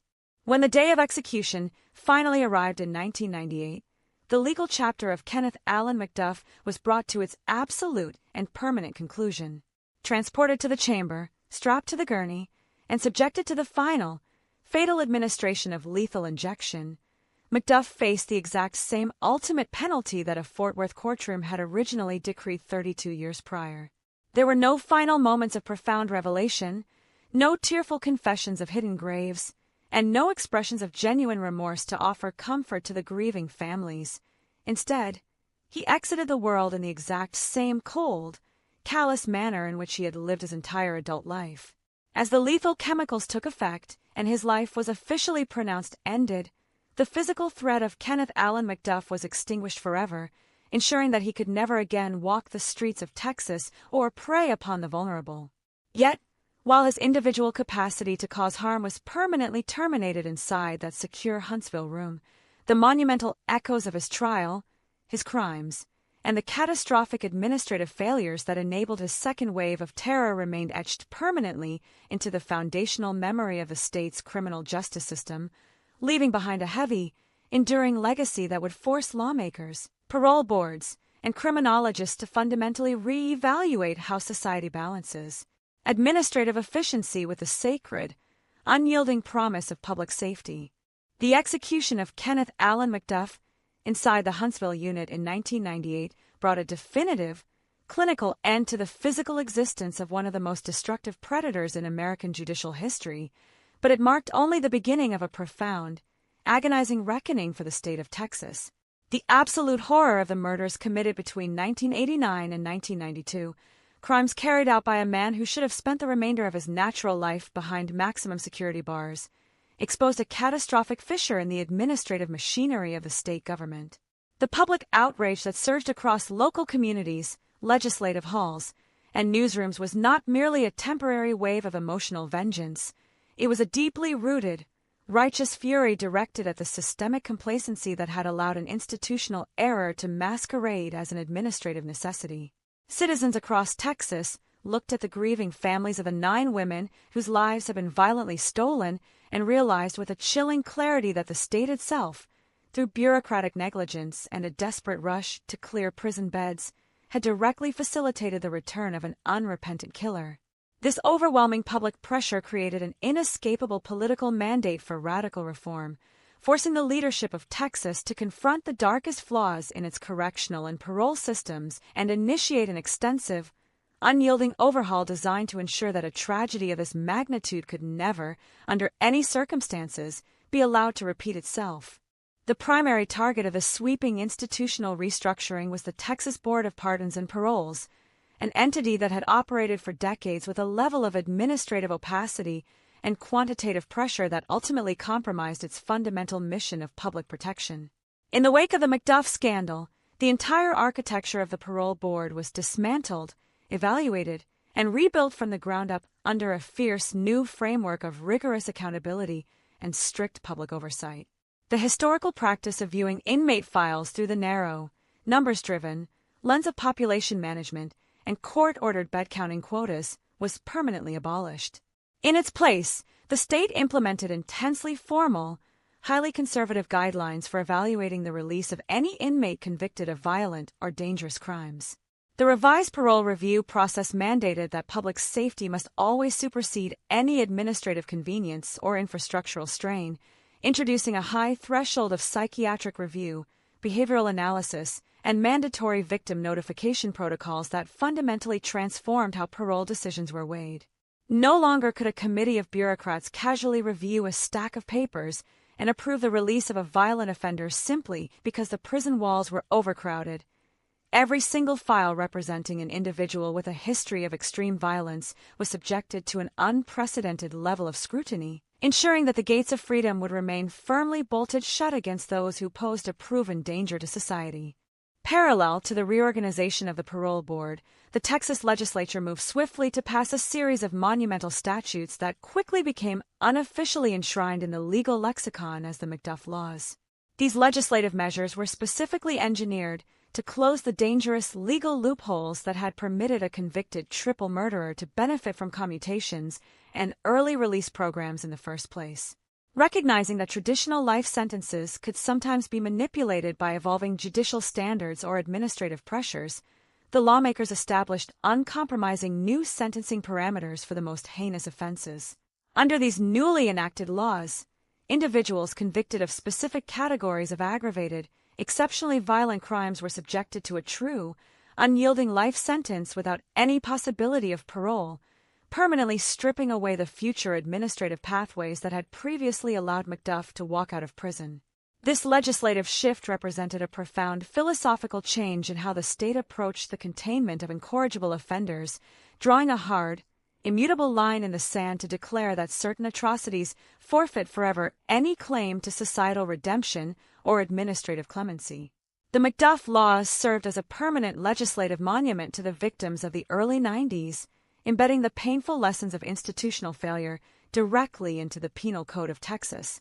To ensure that the root cause of the 1989 failure, the suffocating, unmanageable overcrowding of the state correctional facilities, could never again be leveraged as a justification for releasing dangerous criminals, the government of Texas embarked on a massive, unprecedented prison construction program.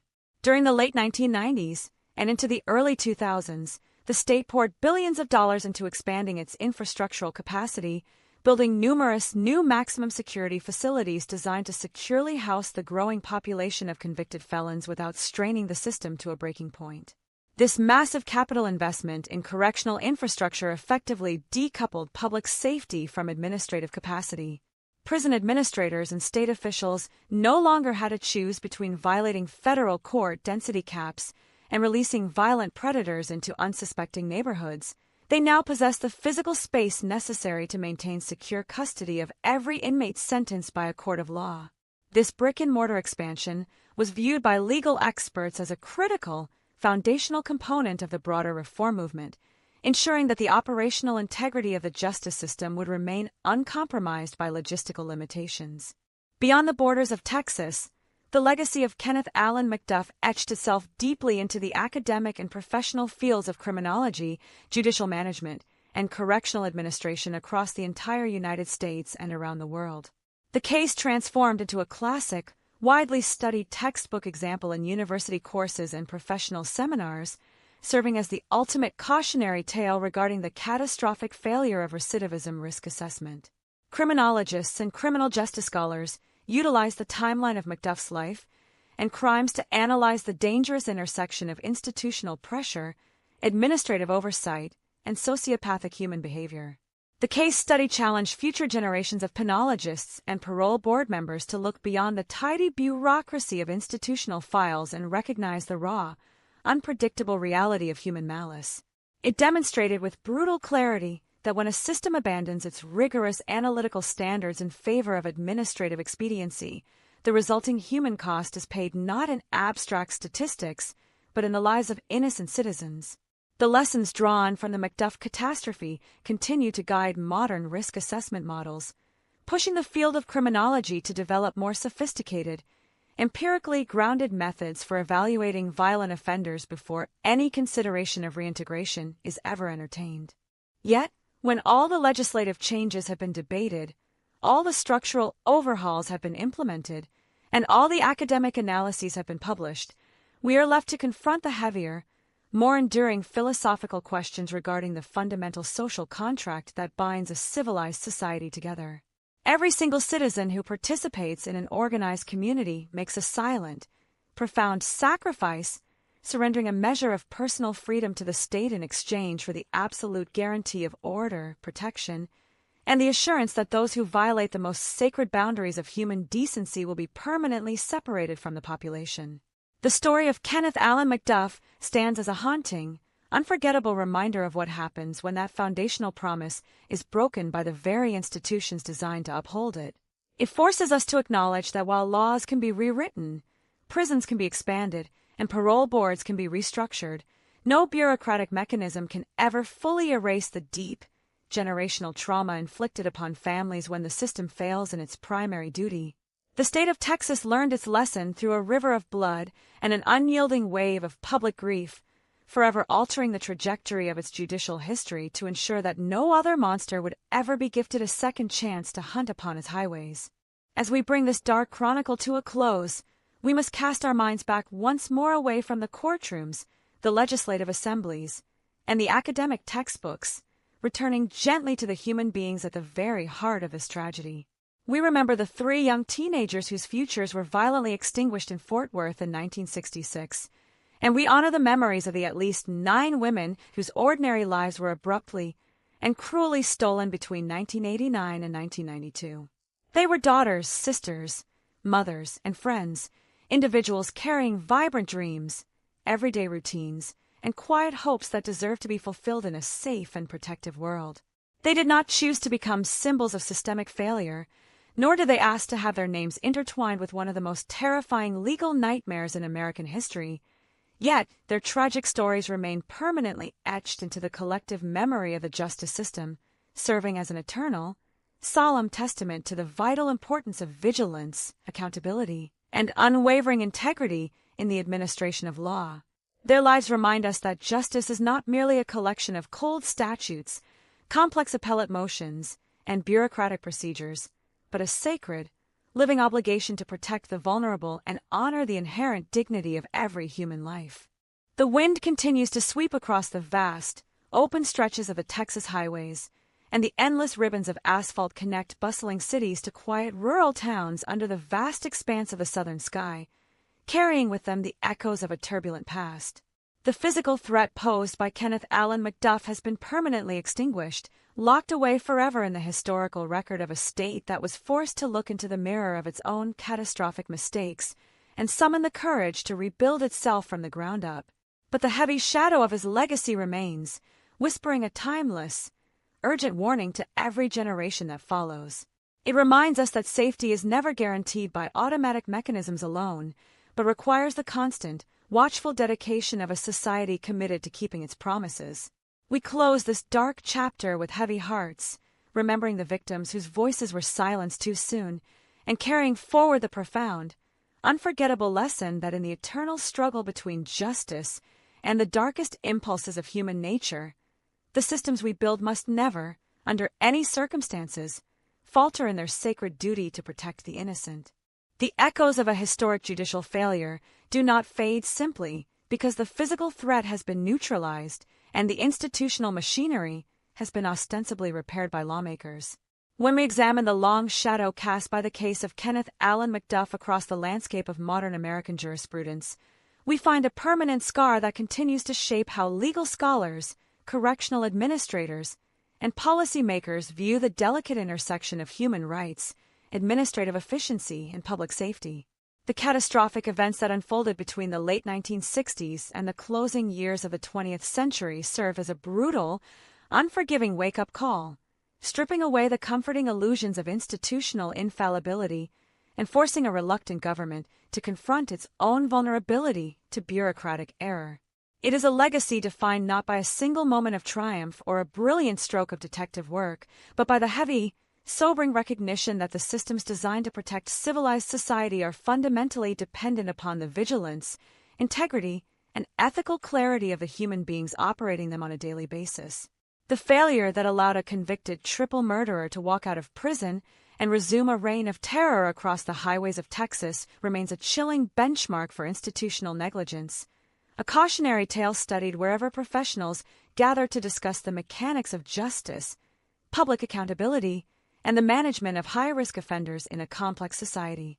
This historical reflection reminds every citizen that maintaining public safety requires constant watchfulness and unwavering dedication, ensuring that the fundamental rights and security of all citizens remain eternally protected against any form of administrative complacency.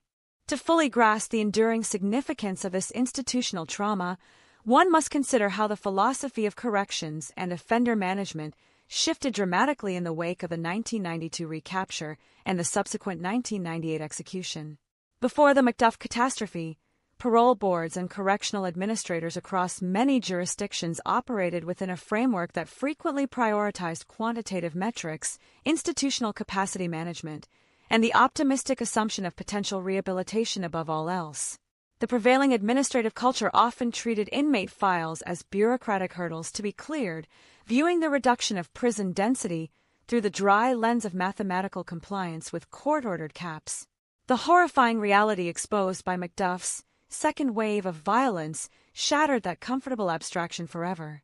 It forced a profound paradigm shift across the entire correctional landscape, injecting a heavy dose of realism into risk assessment models and establishing the core principle that public safety must always serve as the absolute, non-negotiable ceiling governing any consideration of early release. The administrative reforms that followed in Texas and rippled across neighboring states were not merely superficial adjustments to committee procedures. They represented a fundamental re-engineering of institutional values, ensuring that the safety of the community would never again be subordinated to the logistical convenience of managing overcrowded prison facilities, thus protecting innocent citizens from completely preventable tragedies. Furthermore, the legislative measures that emerged from this period, colloquially cemented in legal history as the Macduff Laws, permanently altered the structural boundaries of criminal sentencing.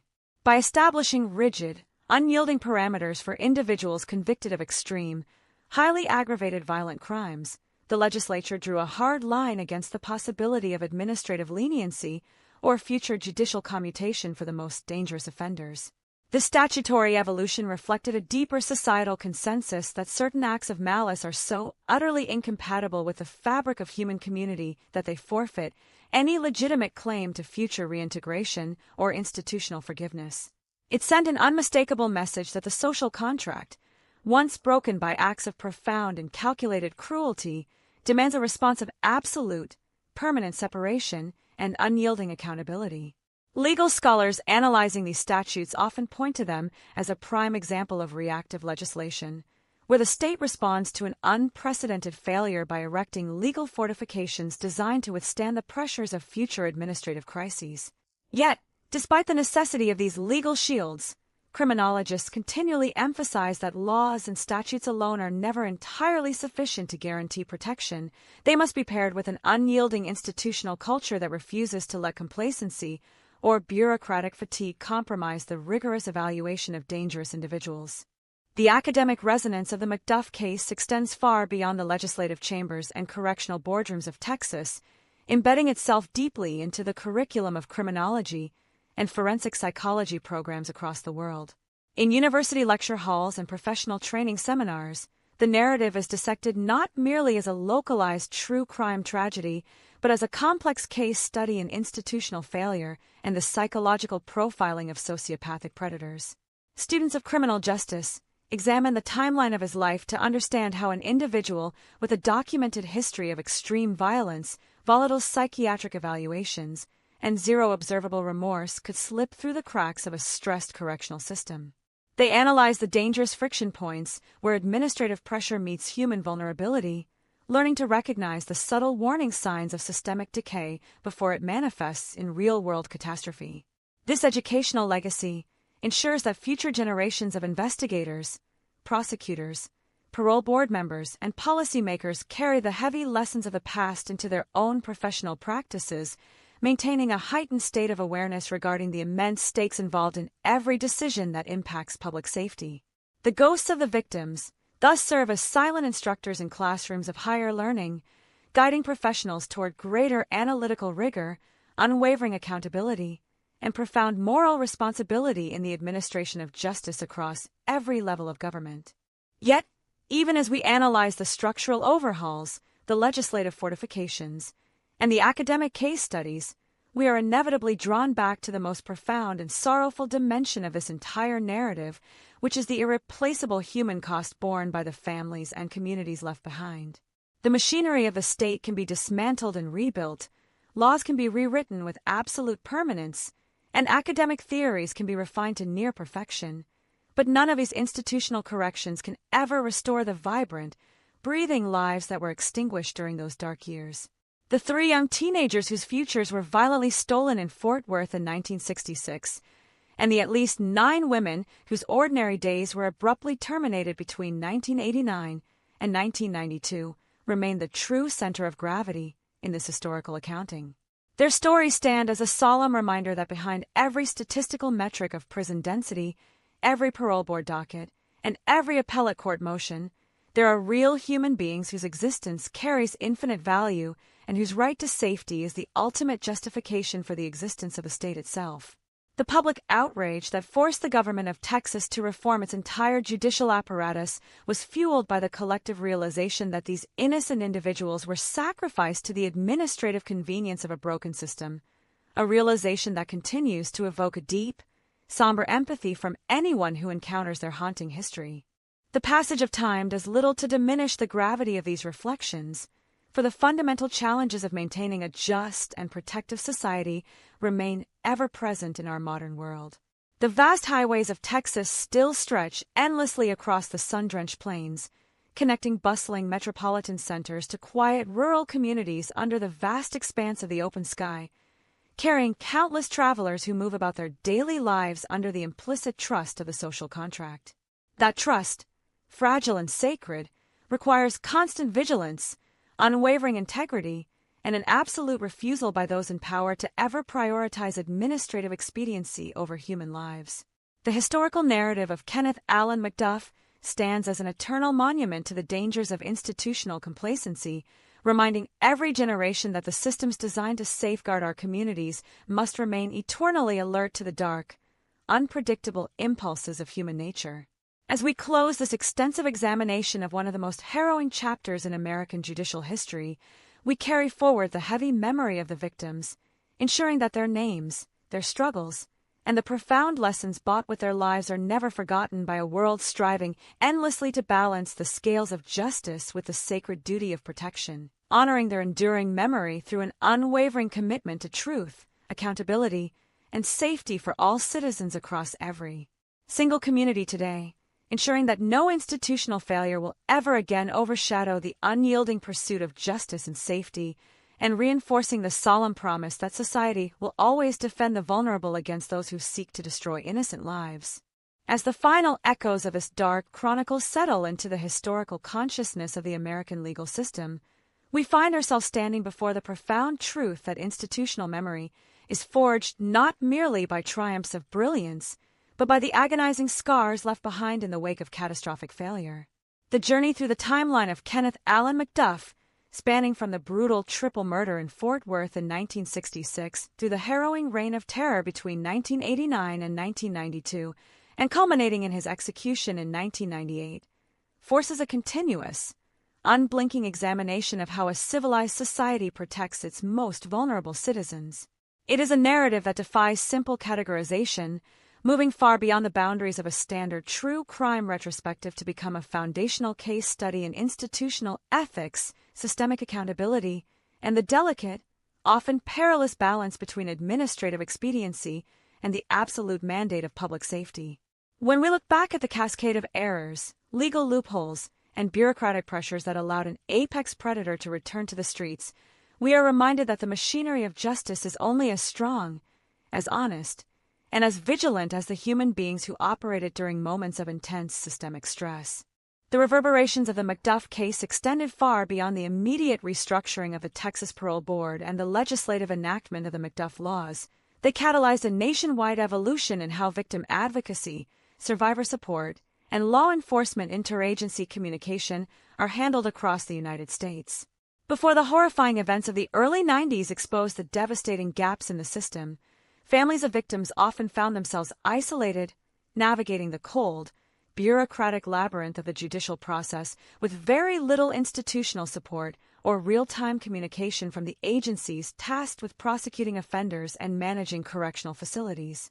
The public fury that erupted when the truth of McDuff's early release came to light transformed the political and social landscape, giving powerful momentum to the victims' rights movement that had been quietly fighting for structural recognition for years. Lawmakers and judicial leaders realized that true accountability requires not only punishing the perpetrator and reforming the administrative rules, but also establishing a profound, unbroken bond of transparency and empathy with the families whose lives have been shattered by violent crime. This cultural shift ensured that grieving relatives would never again be treated as peripheral observers in the legal process, but rather as essential participants whose voices, insights, and concerns carry decisive weight in decisions regarding parole, sentencing, and institutional oversight. On a broader administrative and criminological level, the catastrophic failure of the late 1980s forced correctional systems across the nation to re-evaluate their entire approach to population management, risk assessment, and the inherent dangers of bending legal standards to accommodate infrastructure crises. The dangerous illusion that prison overcrowding could ever be safely alleviated by fast-tracking the release of violent, unrepentant offenders was permanently shattered by the blood of the 9 women who paid the ultimate price for administrative convenience. Correctional planners and state legislators absorbed the grim lesson that the physical capacity of the correctional system must always expand to meet the absolute demands of public safety, ensuring that budgetary limitations or court-ordered density caps are never again used to justify opening the gates to individuals who pose a proven, catastrophic threat to society. This operational transformation established a new standard of institutional integrity, embedding rigorous psychological evaluations, behavioral tracking, and conservative risk modeling into the very core of parole review boards, permanently altering the way dangerous criminals are evaluated before any consideration of reintegration is ever entertained. Furthermore, the academic and professional legacy of the case continues to serve as an indispensable teaching tool in universities, law enforcement academies, and criminal justice training programs around the globe. Educators utilize the complex, multi-layered history of McDuff's crimes to challenge future generations of investigators, prosecutors, and penologists to look beyond the tidy bureaucracy of institutional files and recognize the raw, unpredictable reality of human malice. Students are taught to analyze the dangerous friction points where administrative pressure meets systemic vulnerability, learning to identify the subtle warning signs of institutional decay before it manifests in real-world tragedies.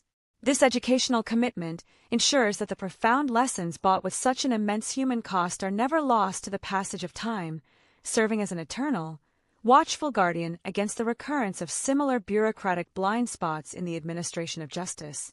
The case remains a stark reminder that professional competence, ethical clarity, and unwavering vigilance are the only true defenses against the erosion of public safety in an increasingly complex and demanding world.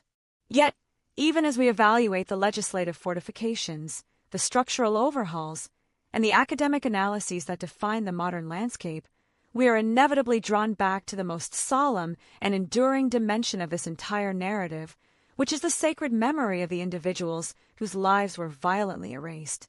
The 3 young teenagers in Fort Worth in 1966, and the at least 9 women whose ordinary, promising days were abruptly terminated between 1989 and 1992 represent the true, irreplaceable center of gravity in this historical accounting.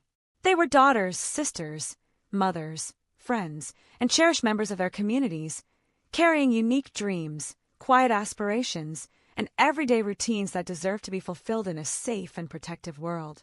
They did not choose to become symbols of systemic failure, nor did they ask to have their names intertwined with one of the most terrifying legal nightmares in American history.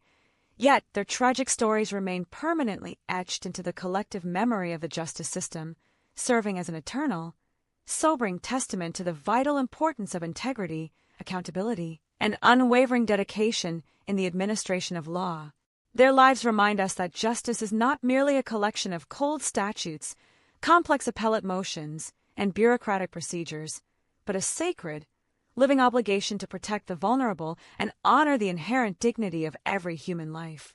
The vast highways of Texas still stretch endlessly across the sun-drenched plains, connecting bustling metropolitan centers to quiet rural communities under the vast expanse of the southern sky, carrying countless travelers who move about their daily lives under the implicit trust of the social contract. That trust, fragile and sacred, requires constant watchfulness, unyielding integrity, and an absolute refusal by those in power to ever prioritize administrative expediency over human lives.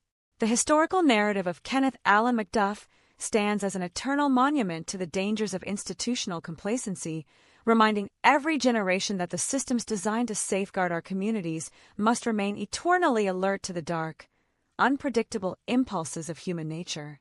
As we bring this extensive, multi-part examination of one of the most harrowing chapters in American judicial history to its absolute and permanent close, we carry forward the heavy memory of the victims, ensuring that their names, their struggles, and the profound lessons bought with their lives are never forgotten by a world striving endlessly to balance the scales of justice with the sacred duty of protection, honoring their enduring memory through an unwavering commitment to truth, accountability, and safety for all citizens across every single community today, ensuring that no institutional failure will ever again overshadow the unyielding pursuit of justice and safety, and reinforcing the solemn promise that society will always defend the vulnerable against those who seek to destroy innocent lives, standing vigilant against the darkness, protecting the fragile bonds of human community, and honoring the sacred trust that unites us all in our shared journey toward a safer, more just world.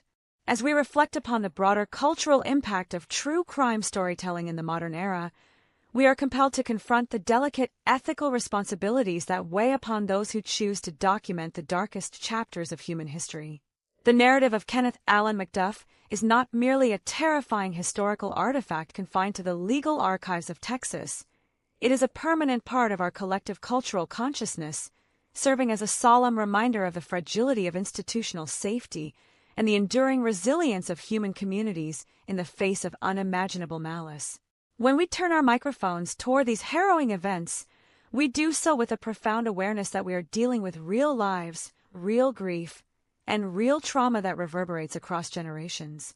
The true crime genre carries a sacred obligation to move beyond the sensationalized elements of violence and focus our collective attention where it truly belongs, which is upon the dignity of the victims, the integrity of the investigative pursuit, and the constant, necessary evolution of the systems we trust to protect us. It requires a tone of deep sobriety, an unblinking commitment to factual accuracy, and an unwavering respect for the families who continue to carry the heavy burden of irreplaceable loss, ensuring that our exploration of these tragedies serves a higher purpose than mere entertainment or morbid curiosity. The evolution of true crime as a medium of public education and societal reflection has transformed how society engages with historical injustices. In the decades following the execution of Kenneth Allen McDuff, the public appetite for understanding the inner workings of the criminal mind, the complexities of forensic investigation, and the vulnerabilities of institutional oversight has grown exponentially. Listeners and readers across the globe are no longer satisfied with superficial summaries of crimes. They demand depth, nuance, and a rigorous examination of the systemic failures that often allow predators to operate unchecked. This cultural shift reflects a growing societal maturity, a recognition that true crime can and should function as an educational mirror, reflecting back to us the flaws, weaknesses, and blind spots of our own legal and correctional frameworks. By dissecting the catastrophic administrative errors that led to McDuff's early release in 1989, we actively participate in a continuous educational process that strengthens our collective vigilance, reminding every citizen that the institutions guarding our communities require constant public scrutiny, ethical clarity, and unwavering accountability to function properly. Yet, even as we analyze the broader systemic implications and the academic theories surrounding recidivism and risk assessment, we must always anchor our understanding in the raw, unvarnished reality of human suffering. The victims of Kenneth Allen McDuff, spanning from the 3 young teenagers in Fort Worth in 1966 to the at least 9 women whose lives were brutally extinguished between 1989 and 1992, represent the true core of this narrative.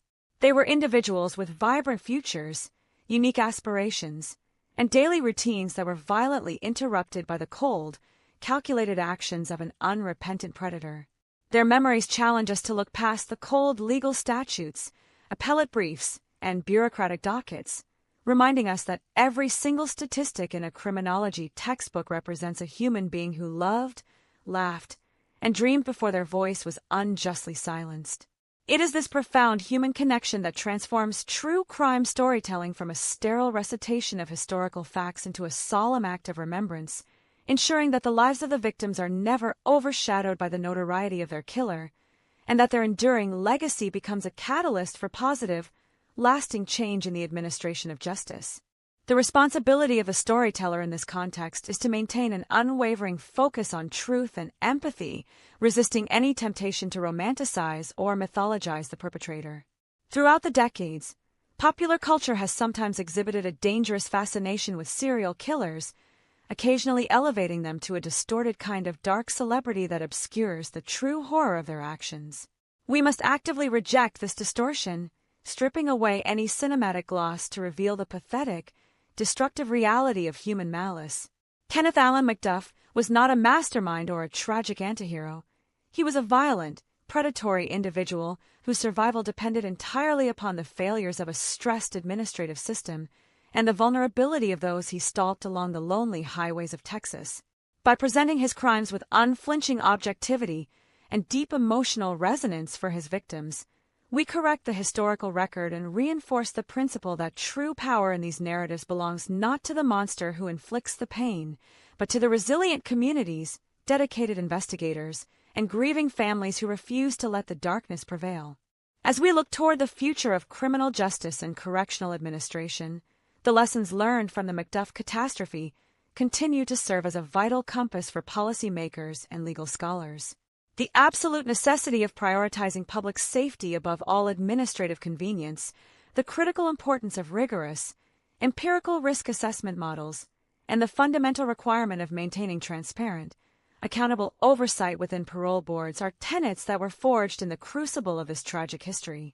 These principles are not abstract theoretical concepts, they are hard-won safeguards purchased with the blood of innocent lives, designed to ensure that no future administrative crisis can ever be used as an excuse to unleash a proven predator back into society.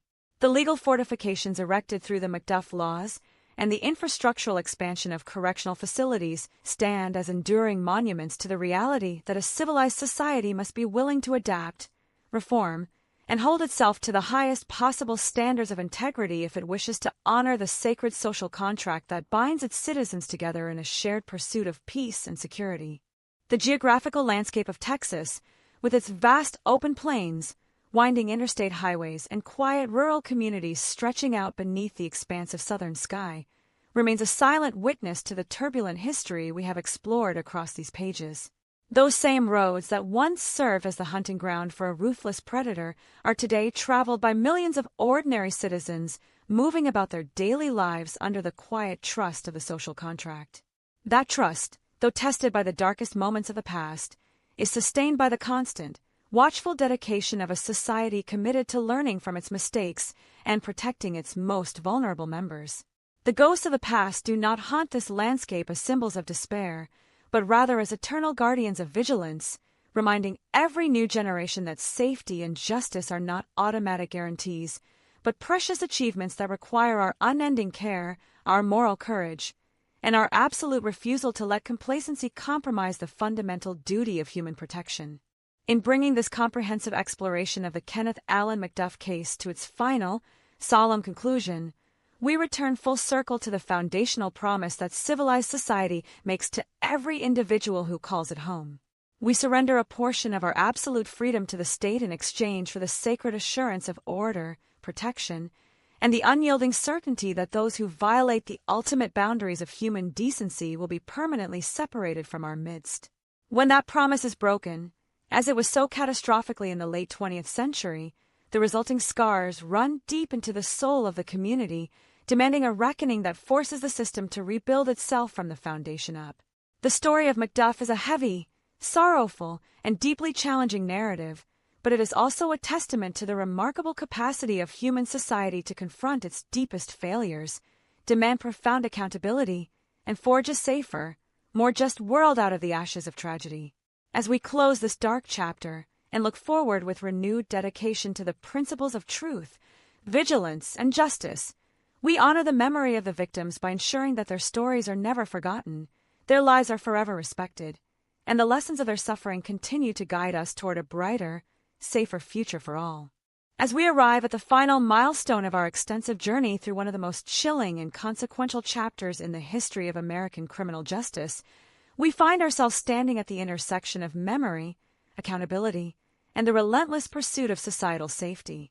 Throughout this meticulous exploration of the life, crimes, and institutional aftermath surrounding Kenneth Allen Macduff, we have confronted the raw, unadulterated reality of human malice and the devastating human cost when administrative oversight collapses under the weight of bureaucratic pressure. From the initial horror of the 1966 Fort Worth triple murder that first brought Macduff's name into the dark annals of Texas criminal history, to the catastrophic judicial commutations and parole board failures of the late 1980s, to the harrowing second wave of violence that claimed the lives of at least 9 more innocent women, and finally to the long-delayed execution in 1998. This narrative has demanded our deepest attention and our unwavering emotional investment. We have examined not only the actions of a ruthless predator, but the structural vulnerabilities of the systems we entrust with our protection, recognizing that the true tragedy of the Macduff case lies just as much in the systemic oversights that allowed him to walk free as it does in the cold, calculated cruelty of his individual crimes.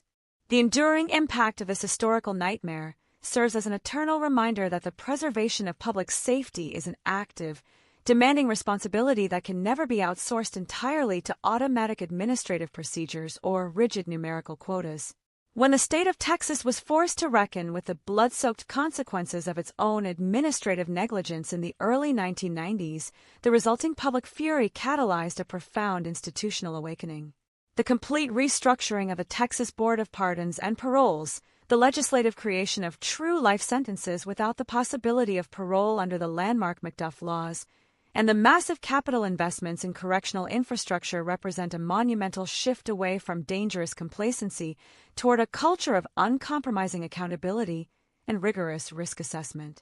These legislative fortifications and structural overhauls were purchased at an unbearably high price, paid in the lives and futures of victims who deserved a world that honored its promises and protected them from harm.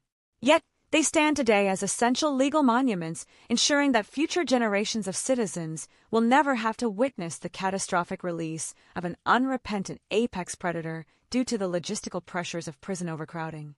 Beyond the courtroom dockets, the legislative assemblies, and the correctional facilities, the true heart of this narrative remains fixed firmly upon the individuals whose ordinary, promising lives were abruptly and cruelly erased by a man who viewed human existence as entirely devoid of value.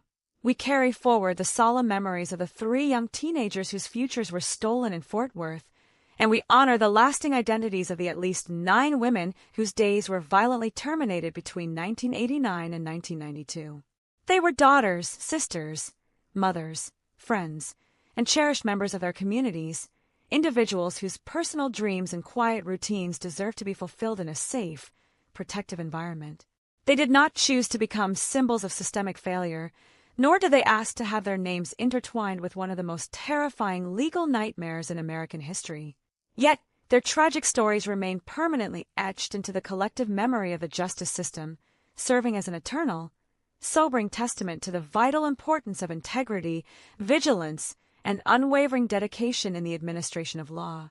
Their lives remind us that true justice is never merely a collection of cold statutes, complex appellate motions, and bureaucratic procedures, but a sacred, living obligation to protect the vulnerable and uphold the inherent dignity of every human life. The vast highways of Texas still stretch endlessly across the sun-drenched plains, connecting bustling metropolitan centers to quiet rural communities under the vast expanse of the southern sky, carrying countless travelers who move about their daily lives under the implicit trust of a social contract. That trust, fragile and sacred, requires constant watchfulness, unyielding integrity, and an absolute refusal by those in power to ever prioritize administrative expediency over human lives. The historical narrative of Kenneth Allen MacDuff stands as an eternal monument to the dangers of institutional complacency, reminding every generation that the systems designed to safeguard our communities must remain eternally alert to the dark, unpredictable impulses of human nature. As we bring this extensive, multi-part examination of one of the most harrowing chapters in American judicial history to its absolute and permanent close, we carry forward the heavy memory of the victims, ensuring that their names, their struggles, and the profound lessons bought with their lives are never forgotten by a world striving endlessly to balance the scales of justice with the sacred duty of protection, honoring their enduring memory through an unwavering commitment to truth, accountability, and safety for all citizens across every single community today, ensuring that no institutional failure will ever again overshadow the unyielding pursuit of justice and safety, reinforcing the solemn promise that society will always defend the vulnerable against those who seek to destroy innocent lives, standing vigilant against the darkness, protecting the fragile bonds of human community, and honoring the sacred trust that unites us all in our shared journey toward a safer, more just world where the voices of the innocent are forever protected, remembered, and deeply honored by every single one of us. As we step back from detailed examination of the individual courtrooms, forensic laboratories, and legislative assemblies that define the harrowing narrative of Kenneth Allen MacDuff, we find ourselves lingering on the broader philosophical implications of what it means to seek true justice in a deeply imperfect world.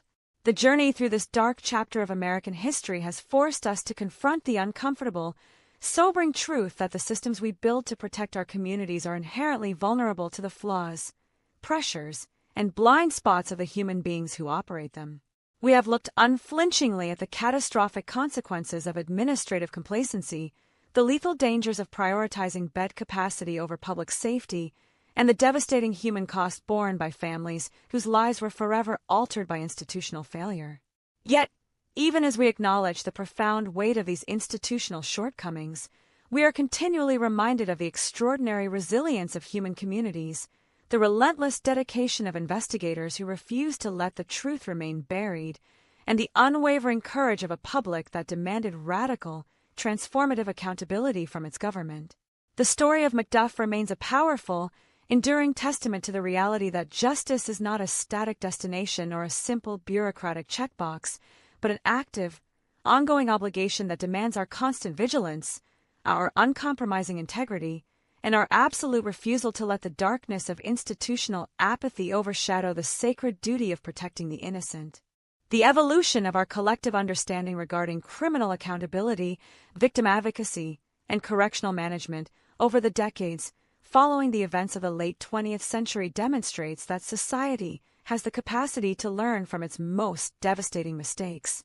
The reforms that swept through the state of Texas in the wake of the MacDuff scandal, ranging from the complete structural overhaul of the parole board and the enactment of true life sentences under the landmark legislative measures to the massive infrastructural expansion of correctional facilities, were forged in the crucible of profound public grief and righteous indignation. These changes represent a fundamental paradigm shift away from the dangerous compromises of the past, establishing a firm, unyielding boundary that ensures public safety will never again be subordinated to administrative convenience or logistical strain. Legal scholars, criminologists, and policymakers across the globe continue to study these institutional overhauls as a critical blueprint for how a government must respond when its foundational promises to its citizens are broken.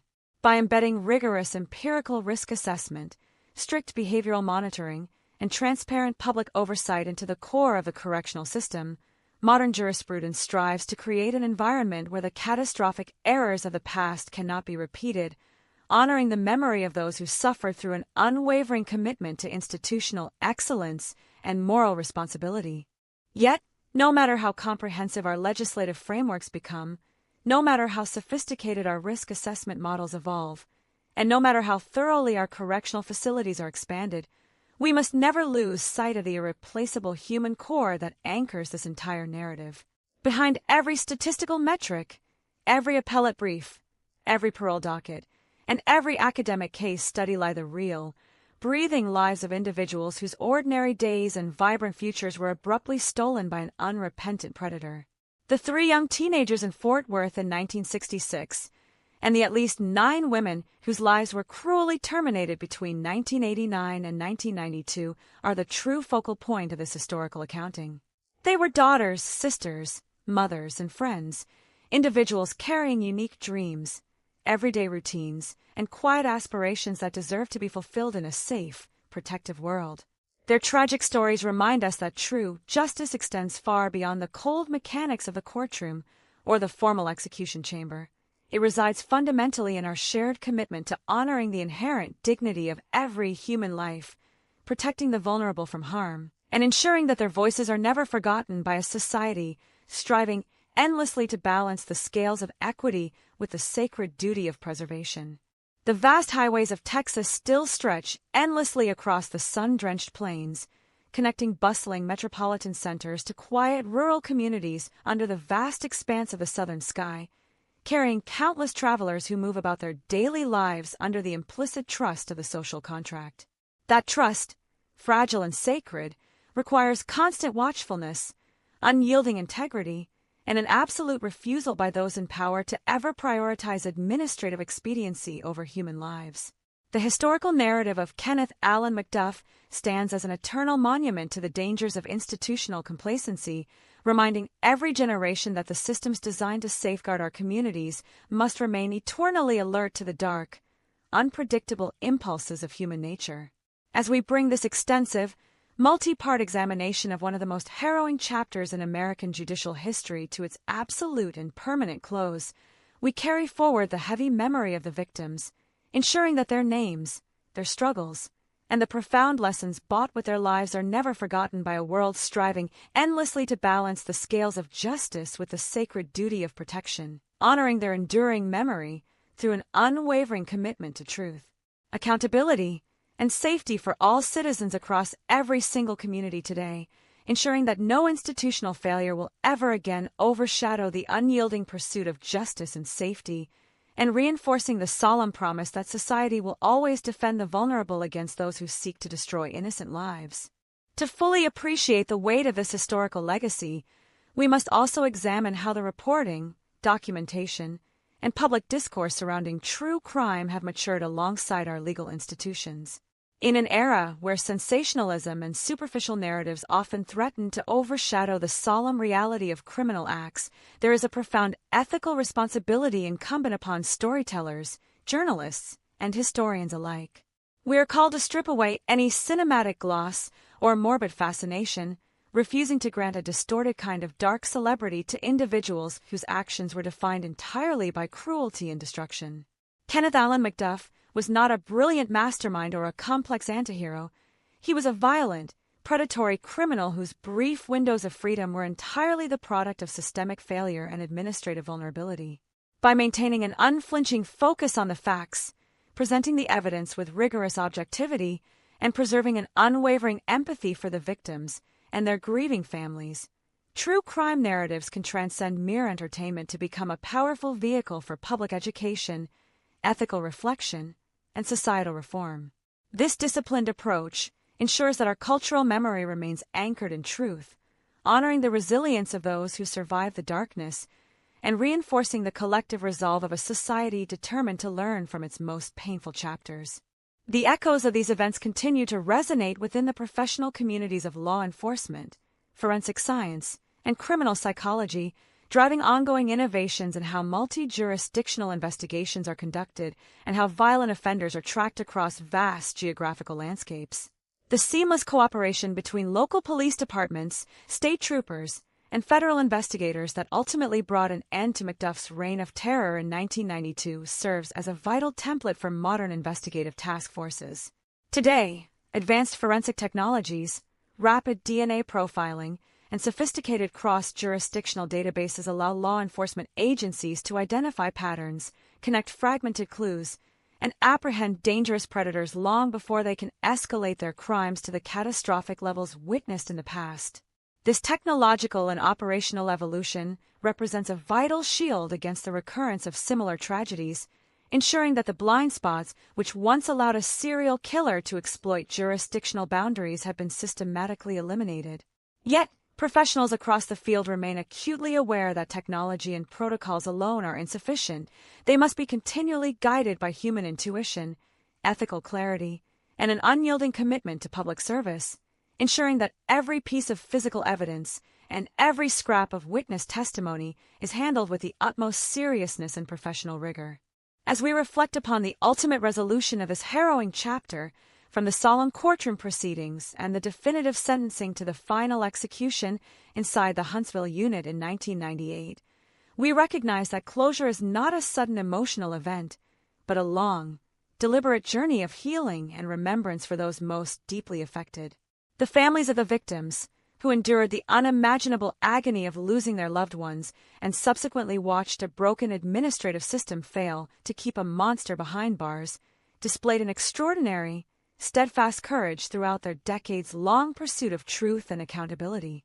Their voices became the catalyst for legislative changes, institutional overhauls, and cultural reforms that transformed the legal landscape of Texas and set a new standard for justice across the nation. Their willingness to share their stories, to stand before judges and legislators, and to keep the memories of the victims alive in the public consciousness is a testament to the indomitable strength of the human spirit when confronted by unspeakable evil. It is largely due to their tireless advocacy that the legacy of Kenneth Allen Macduff is remembered not merely as a dark tale of institutional failure, but as a powerful turning point that forced a government to listen, to learn, and to rebuild its fundamental commitments to all of its citizens, ensuring that their sacrifice is never forgotten by future generations.